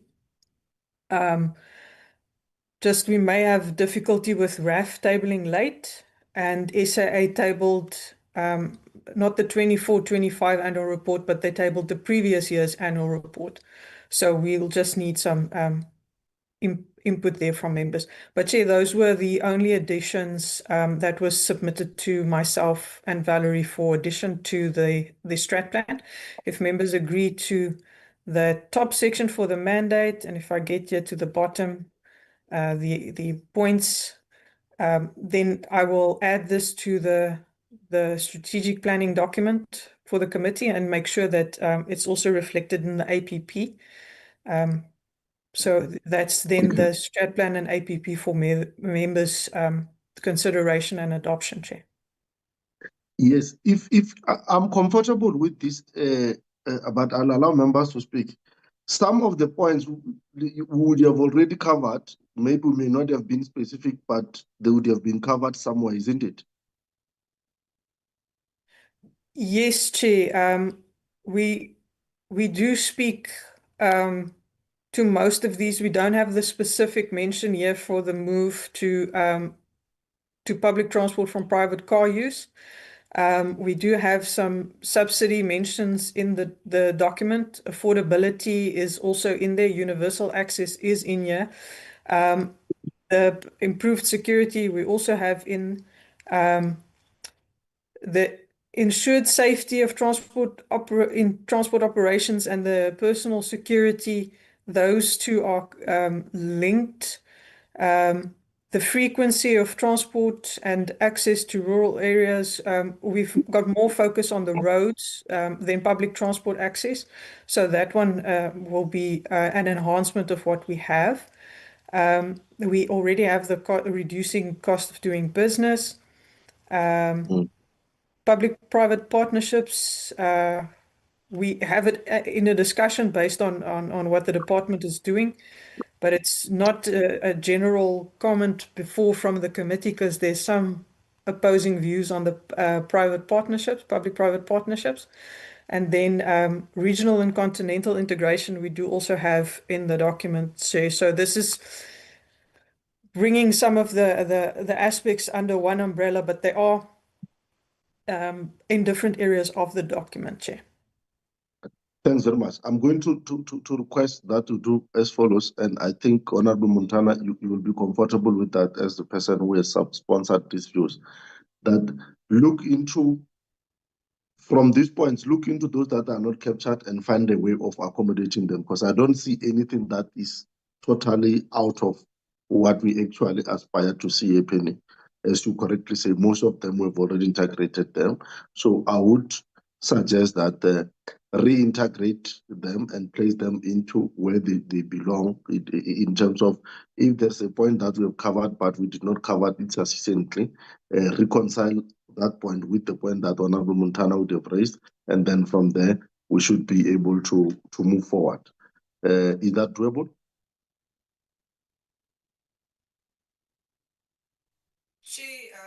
Yes, I will be able to do that if we adopt the plans with amendments, because our deadline for submissions of these plans is Friday.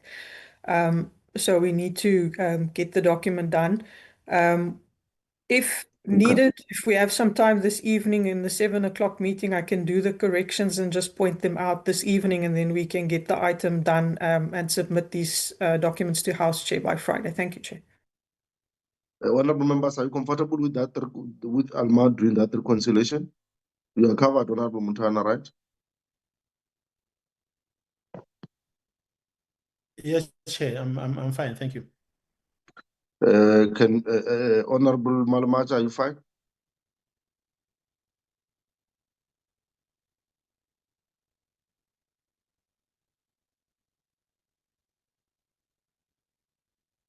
Onsinger? The doctor? Thank you, Chairperson.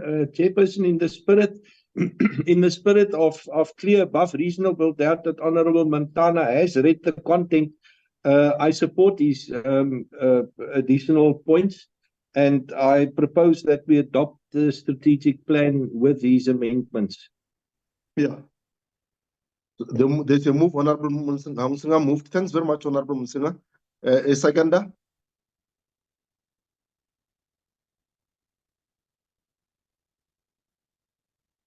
Can I get a seconder for Honorable Musinger, Dr. Musinger? Am I allowed to second, Chair? I don't think I am. Yeah, you can second. Okay. I second, Chair. I second. Thanks, Honorable Ghana. This is adopted, Honorable members. Alma, this is adopted. You're just going to have to tweak it around and so forth. You'll take it up with me after you have tweaked it up. We don't have to represent it again. So we are done with this particular part. Thanks very much. Next item.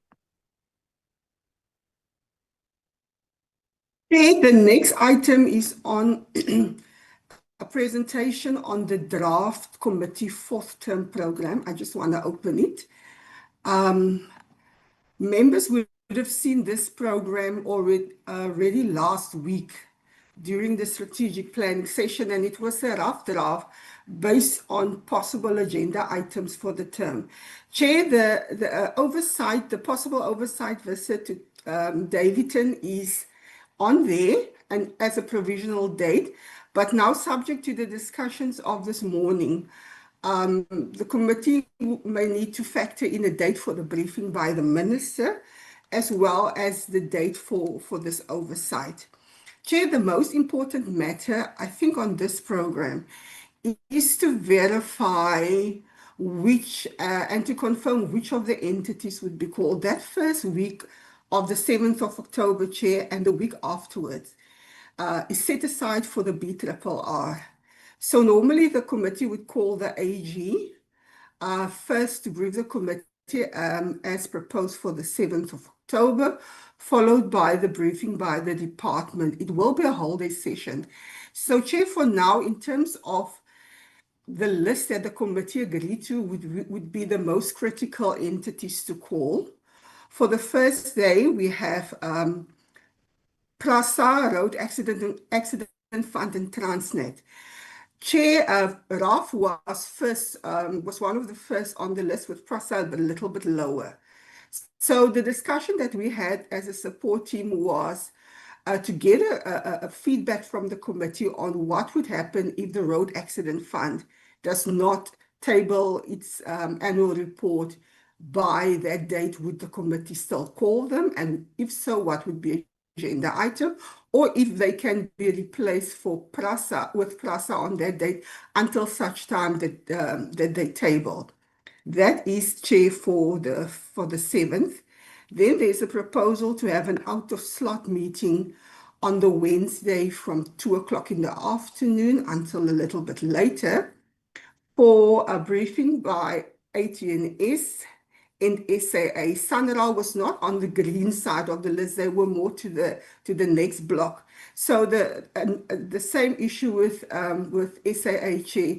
Advocate now has alluded to the fact that SAA has tabled their financial statements for the previous year, and we have not seen any tabling for them for this current financial year. So we would also need a feedback from the committee on how you would proceed with SAA. Would they be called, and with SANRAL, or will their briefing be deferred until such time that they table the current annual report for 24-25. Sure, that is the one issue. And then obviously all the references to the Davidson petition those dates will be amended based on this morning's discussions. Then for the 14th of October, there's the finalization of the BRRR, as well as the adoption of the report, because our deadline, Chair, for committees is that Friday after the 14th of October. Chair, the provincial public hearings on the merchant shipping bill, as I said, the dates are on here. The comments from the members were noted this morning. I just want to remind members that at this stage, this program is drafted without the NA program being agreed to. And that program would probably only be agreed to on Friday or on Thursday for the fourth term. So the view from the House Chair is normally, if there is a plenary on a Friday, that members would attend plenary. So if those dates overlap with a possible date to have the merchant shipping bill hearings on a Friday, it might move the hearings to a Saturday and a Sunday. I just want members to be aware of that. But we will be able to advise the committee accordingly. Then, Chair, from the 21st of October onwards, a new petition was referred to the committee, and this one is a petition from the Amadiba community, requesting the National Assembly to investigate their concerns regarding the N2 Wild Coast Toll Highway project. The briefing is provisionally for the 21st. The committee may have to include a possible oversight for this petition as well. And then there's also a briefing by the department on the Transport Economic Council when those nominations has been referred to the committee. Chair, the oversight period for this committee is set aside for the 27th to the 31st of October, because the committee belongs to Group A, the Group A committee. So the committee may consider having the Davidson and the Wild Coast oversight visits in that same period, so that we can finalize everything in one go, since it will also save costs, and it will open up the committee's program for other oversight visits later on. Chair, we have included the PTNG meetings again from November, but the most important meetings that site will be to interview the candidates for the Aviation Safety Investigation Board, provisional date 7 and 8 November, over 2 days for those candidates. Then it will continue with the merchant shipping bills, and then towards the end of the term, it will be on the expenditure, and before the committee wrap up its business for the end of this year, it will be the briefing by the department and the RTMC on the proposed 2025-26 December, January festive season road safety plan. And then, Chair, just a heads up, the hearings on the merchant shipping bill will continue in November, and that first week of December, the committee might have, if it doesn't conclude all these hearings this term, which we really would like to do, then it will be in January, end of January 2026. Members, Chair, that is the draft program. The most urgent part is to confirm the entities so that we can confirm it with the department so that they can prepare for the meetings. Thank you, Chair. Well, thank you very much. You have removed it, right?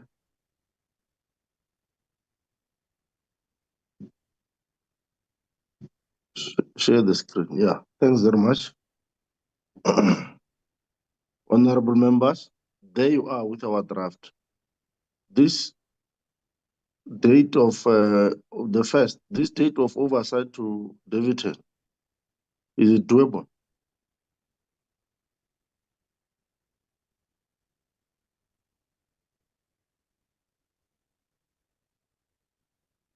Alma, Val?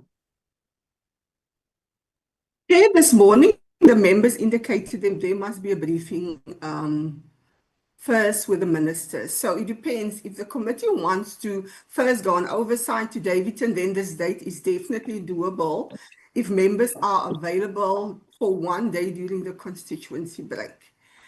If not, the alternative is to have it on the 17th. But if the minister has to be called first on this matter, Chair, the one aspect I'm just now suggesting is that the minister then include the matters on Davidton in the meeting of the 7th when the department is called, or otherwise a separate meeting out of the committee slot, like we are going to do tonight on the ASIB briefing. Then the committee can still use the Friday of the 17th of October for an oversight visit, or alternatively use the oversight week of the 27th of October. Okay. Let's leave it there. So this one may not be workable. You may have to look into that outside schedule date and put the minister provisional just for her to brief us with PRASA what is happening there, so that we can make a determination whether the oversight in the format that we want to take it is necessary or not. Because sometimes the minister may clarify and tell us what is going to be happening, and then we're able to be satisfied with that. Or sometimes we may, pursuant to, or as a sequence from that meeting, feel that we must go there. So can we then prioritize the meeting with the minister? Honorable members, here is the draft. Are you happy to work with this draft?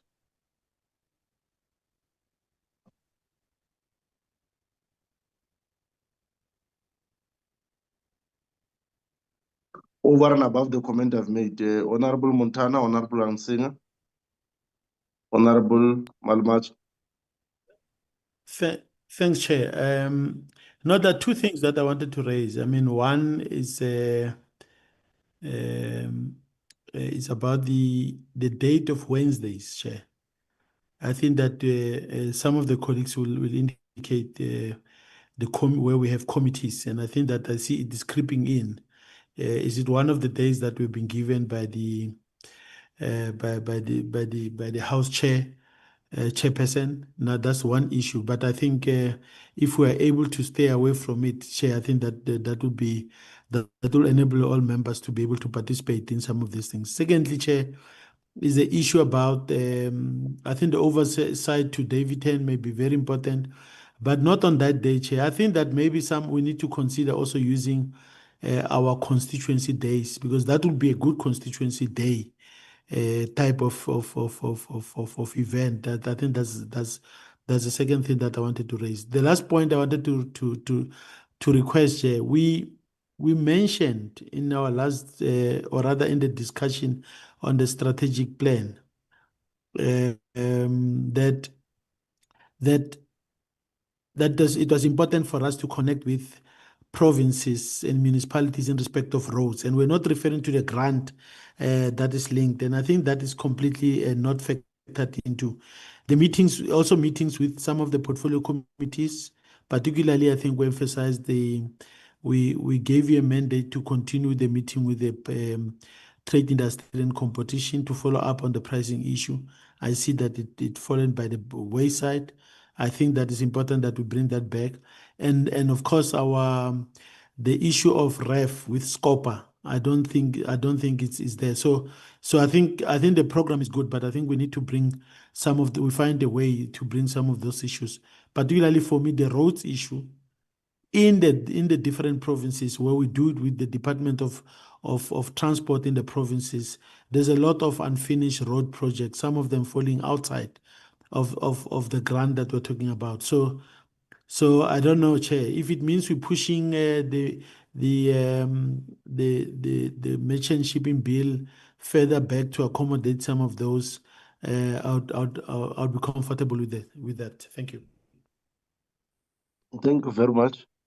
Maybe before Honorable Nsinga comes in, okay, but Honorable Nsinga come in, and then I'll ask this question relating to the Wednesdays. Honorable Nsinga. I'm tempted to hear your question first, Chair. Chairperson, thank you for the opportunity. The oversight visit to Davidton, which is shown on this draft program for the 1st of October, in my view, should be moved, Chairperson, to the 27th, 31st of October. It is really important to get the input from the department as well as from the minister, and also, from a financial point of view and the pipeline of recovery of Metro Rail. And an oversight visit might put us in a better position at a later stage, given that we would go there with more information and more technical insight, rather than to have to return to the community, because definitely we will have to engage with community and not just secretly go have a look, what the situation looks like. So my proposal would be to postpone the Davidton site visit from the 1st of October to the 27th and 31st, and it might be good to include it on the draft planning to then also look at the N2 toll road from Sanral. It is there's a lot of issues around that, and it would be a good thing for us to go there, although the planning should be a little bit different given the challenges around that. Chairperson, in terms of planning and previous experience, looking at what we have on the screen right now, it is challenging to engage with PRASA, the Road Accident Fund, and Transnet in an afternoon, I do acknowledge that it's intended to go till 8 o'clock, but then to have the similar session also going to not 8 o'clock, but 8:30 with ATNS, SAA, and SANRAL the next day. That is really pushing it. I don't think it will do justice. It is also important, Chairperson, that we engage with the Auditor General as it is proposed at the onset, right at the beginning. But I do believe that we would need more time with the AG, because following the AG, we immediately engage with the Department of Transport. That calls for a whole day. To see the AG and the Department of Transport, that calls for a whole day before we see any of the other entities. And then to add PRASA and RAF and Transnet at the beginning as the first entities after having had an engagement with the AG and DOT in the morning, that's rushing it. It would really just skim the top of that. Really, it's not good work. It's really rushed work. In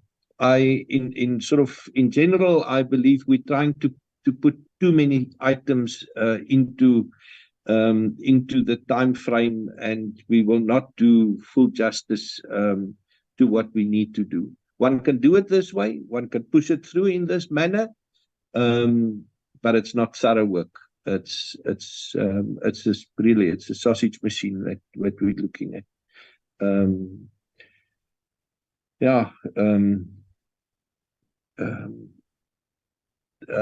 also the constituency week, Chairperson, it's already planned for many of us. Our constituency time is already fully planned. It's not open, to be taken by other items. It is planned, and so might Wednesday mornings be in terms of other members being in other committees, and so are the evenings. Yes, it's not open, outside of the time slots that we have allocated for our transport portfolio work. And it's a hectic time towards the end of the year. Thank you, Chair. No, thanks very much. Other members? Chair? Yes, Honorable Palmer. No, thank you, Chair. Two things which I wanted to align myself with the latter speaker, who was saying, let's consider using the constituency. Now, there is this issue, Chair, that if indeed we are proactive in dealing with the matters, rather procrastinating over them, that will result in us being viewed to be ignorant. I will want to support the earlier date that will take us to Davidton. This matter of Davidton require our urgent attention, so that at the end of the day, when people are raising this issue, we are going, because if we prolong, something terrible happen after we got this thing, it is not going to look good with us. Other than that, with other items, I don't have much. It's just I found an opportunity to say, let's consider making it possible on the issue of going to Davidton. And the latter speaker was suggesting the earlier date, which I was about to buy. If it's doable, let's do it once and for all. Except that I'm in support of the program. Thank you so much. What was the earlier date suggested on that one? Honorable Hunsinger, what was your suggestion? Chairperson, my suggestion was that we have an engagement with the minister first before we go to Davidton, and that the Wednesday, 1st of October, is used for that purpose, so that when we go to Davidton on the suggested oversight, which I proposed as the 27th or 31st of October, that we then have adequate information, but that we don't rush the visit for the 1st of October then only to gather information after that. If I was understood correctly, I'm not sure how I was understood.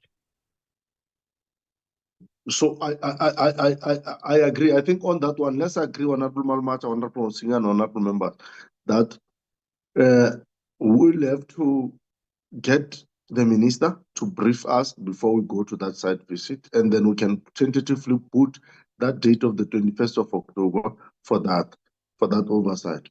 The question I wanted to ask for other honorable members, Valerie and the team, is that I know other honorable members serve in other committees. When you, especially on Wednesdays, because I wanted to check, when you consider the dates, I see Wednesdays appearing several times now. Have you considered this particular point? I can respond to this. Yes, That please. that date of the 8th of October is a provisional. So it can only happen with the approval of the House Chair. So what will happen is when the committee decide that there's a need for an extra day, the Secretariat submits an application in the name of the chairperson. And I will have to tell, say in that letter that this member will be in that committee at that time. So I have to give a complete list of the members' other activities. So if the member A is going to be in committee on small business, we will have to confirm, we will confirm that, and we will give the House Chair a list, and based on that, he will make a determination whether the committee's application can be approved or not. So if the committee decides that there's a determination that that date, it will not be advisable because there are too many members already serving in other committees. There's a the proposal is to either start later, maybe at 1600 hours and meet later, or use the Friday the 10th. I just want to remind members that the report of the committee has to be adopted by the next week. So the committee can use the next date or the next Tuesday to have the meeting on the 14th to meet with the other entities, for example, but it means that the committee will not be able to finalize its BRRR on time and to adopt it by the end of the week of the 14th. So my suggestion, Chair, is either meet later on the 8th or use the Friday to meet with those entities. And Chair, I also just want to clarify the issue on the number of entities being called. As stated in the draft program previously, it will only be 2 entities per day, not 3. I've asked the committee's advice this morning on how you would like to proceed if an entity that was on the critical list, like the Road Accident Fund and SAA, do not table their 2024-25 reports on time. Would the committee then move to the next entities that are on the list that needs intervention be called? That was the advice we requested, but it will only be 2 entities per day and not 3. Okay. No, I think that point is now well clarified. We will not have 2 entities per day, 1 entity per 3 entities per day. We'll have 2. That's PRASA. If RAF has tabled, we'll have RAF and Transnet and PRASA later on as we go forward. ATNS and SAA. If the SAA is not tabled, we'll then take Sandra. That is, and also I'm happy with your explanation on the what do you call, on the Wednesday issue, how it will be managed. Now, the Alma, you want to say something in relation to what we call the SCOPA hearing from your side? Yes, Chair and members, the SCOPA inquiry will be starting from the 7th of October. It's going to sit the whole month of October, and it's going to be 3 days a week, every week. So if members did want to attend the inquiry, there will be clashes on Tuesdays, Wednesdays, and Fridays. So I just wanted to point that out. What we have done as the team, the SCOPA team, is I've tried to suggest to them, because initially for the 7th of October, they had proposed to have the AG and the department and RAF brief them on the 7th. But because of the clash with our BRRR, I indicated to them that we will definitely be having the AG and the department with us on the 7th. We were not sure about RAF because of the possibility of their late tabling. And all indications at this point in time is that they will be tabling late. They will not be tabling the document in time for us to consider it on the 7th.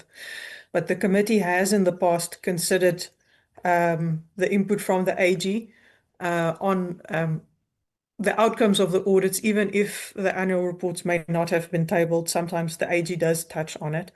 But just also to point out here that one of the entities we're already going to be seeing was one of the most troubling one is the DLCA that will be part of the department's briefing. But then also just to again highlight the fact what Valerie indicated, we don't have to see all the entities for the BRRR. We as the team work in the information from the annual reports into the BRRR in any event. Members often do make comments and recommendations on entities based on the feedback they've received from the AG. So if we do not see all the entities, if they table their reports, the information will be in the BRRR. But we have in the past also had a supplementary BRRR where we then focused on the entities that we could not see before the deadline. So that is also an option there, Chair.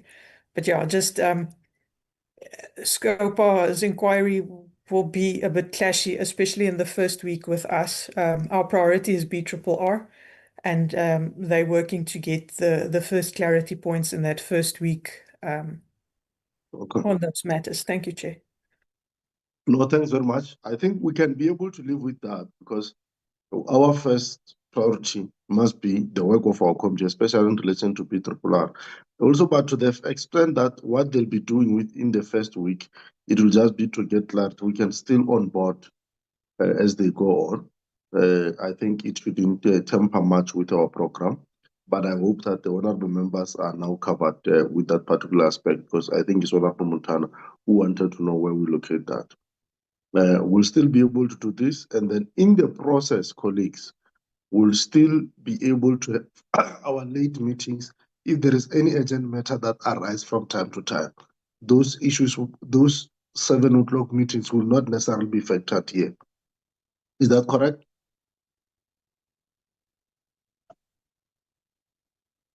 Members, are you here? Ghana, you raised the hand or say legacy one? Ghana? I imagine it's a legacy one. Montana is a legacy one also, no? No, it's not a legacy hand, Chair. Okay. No, I hear what the advocate is saying and what you've just said, Chair. But I think I saw the in one of the responses by the House Chair, Honorable Frolick, where he was clarifying. I think he spoke about the inquiry on RAF in one of the discussions, and he mentioned that his expectations was very clear that this will be a RAF transport inquiry, rather than as a side issue where we come. So, and I thought that as well in our last discussion, we had in fact given the you chair the mandate to engage with the chair of SCOPA so that we find alignment. If in the first week they're dealing with other things, it's fine. But my view is that we need to ensure that it's handled, because it's not only SCOPA issues. There's quite a lot of transport issues There's also a lot of issues on finance that relate to treasury and all of those things. So my view is that his expectation is correct, that this must be a ref or rather a scopa transport thing, which means like we were doing with the other meetings, where the two chairs, in fact, chair some of those meetings without compromising our programs. But Chair, I'm leaving it to you. We can leave that in your capable hands to manage on your side. Thank you. Okay. No, thanks. We try to align. It's a pity that the parliament program is always impact. Sometimes there is very little we can do, but to the extent that we can, we will. Yeah, but most importantly is to note that the scoper will only fund and that's the assurity that I got from the chair on my interaction with him. They'll not deal with the policy imperative issues. They will focus on the financial aspect of their work.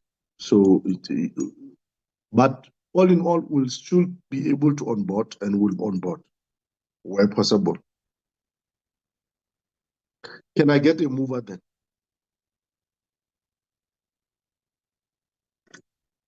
I Mover move with one. those amendments, Chair. Thank you. Honorable Montana, move with amendment. Seconder. I second, Chair. Honorable Malmata, second. This is our draft. That's our draft plan. Next item.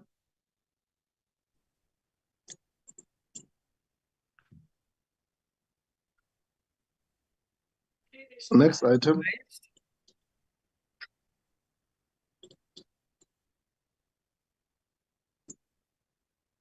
Okay, the next item are 3 sets of minutes. I've just asked Advocate Nell to help me sharing because my gadgets are not working properly this morning. There are how many sets? There are 2 or 3. There are 3 sets, but one is very short because it was the strat plan. The first one is for the 24th of June, when the committee considered the APP, and it also dealt with the adoption of the committee reports on the oversight, visit to SANRAL and Transnet, and the 2024-25 third quarter expenditure.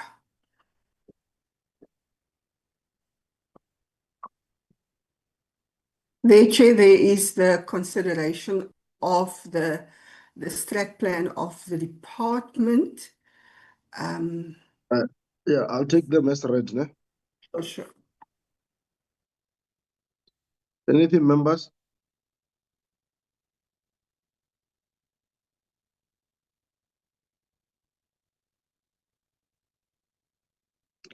Anything 1, anything 2, anything 3 on this one?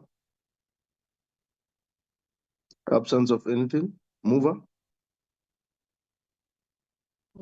I move, Chair. Mover 1, Malmaja. Honorable Malmaja moves. Mover 2, adoption.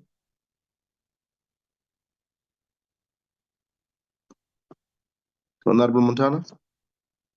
Honorable Nsina. Honorable Ghana.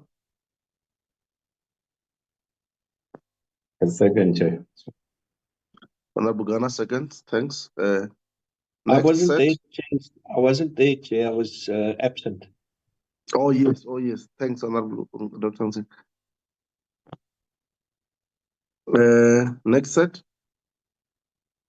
Okay, the next set is it's just a procedural minute on the committee strategic plan to say that the committee held the strategic planning session and that the information will be contained in the committee strategic plan and APP once adopted.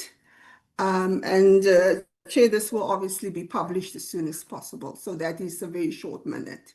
That was on the 2nd of September. Mover 1. I move, Chair. Honorable Ghana moves. Mover 2, seconder. I second, Chair. Nkupani. Thanks, Honorable Kopani. Thanks very much. Sets adopted. Next. Chair, the next set of minutes is the minutes of last week, 9th September, when the committee had the briefing on the Marple Bill and the fourth quarter expenditure.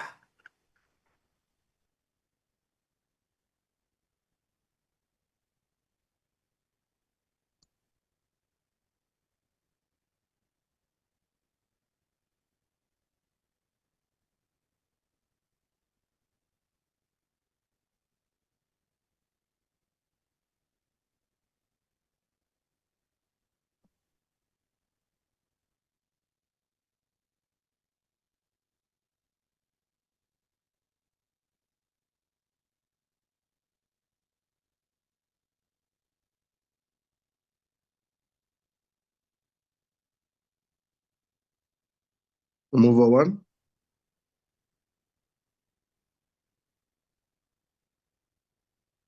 Mover one.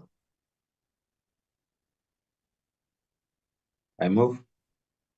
Honorable Ghana moves. Mover two, seconder. I second, Honorable Chair. Honorable Malmaja, second. Sets of minutes adopted. Thank you. Any other matter?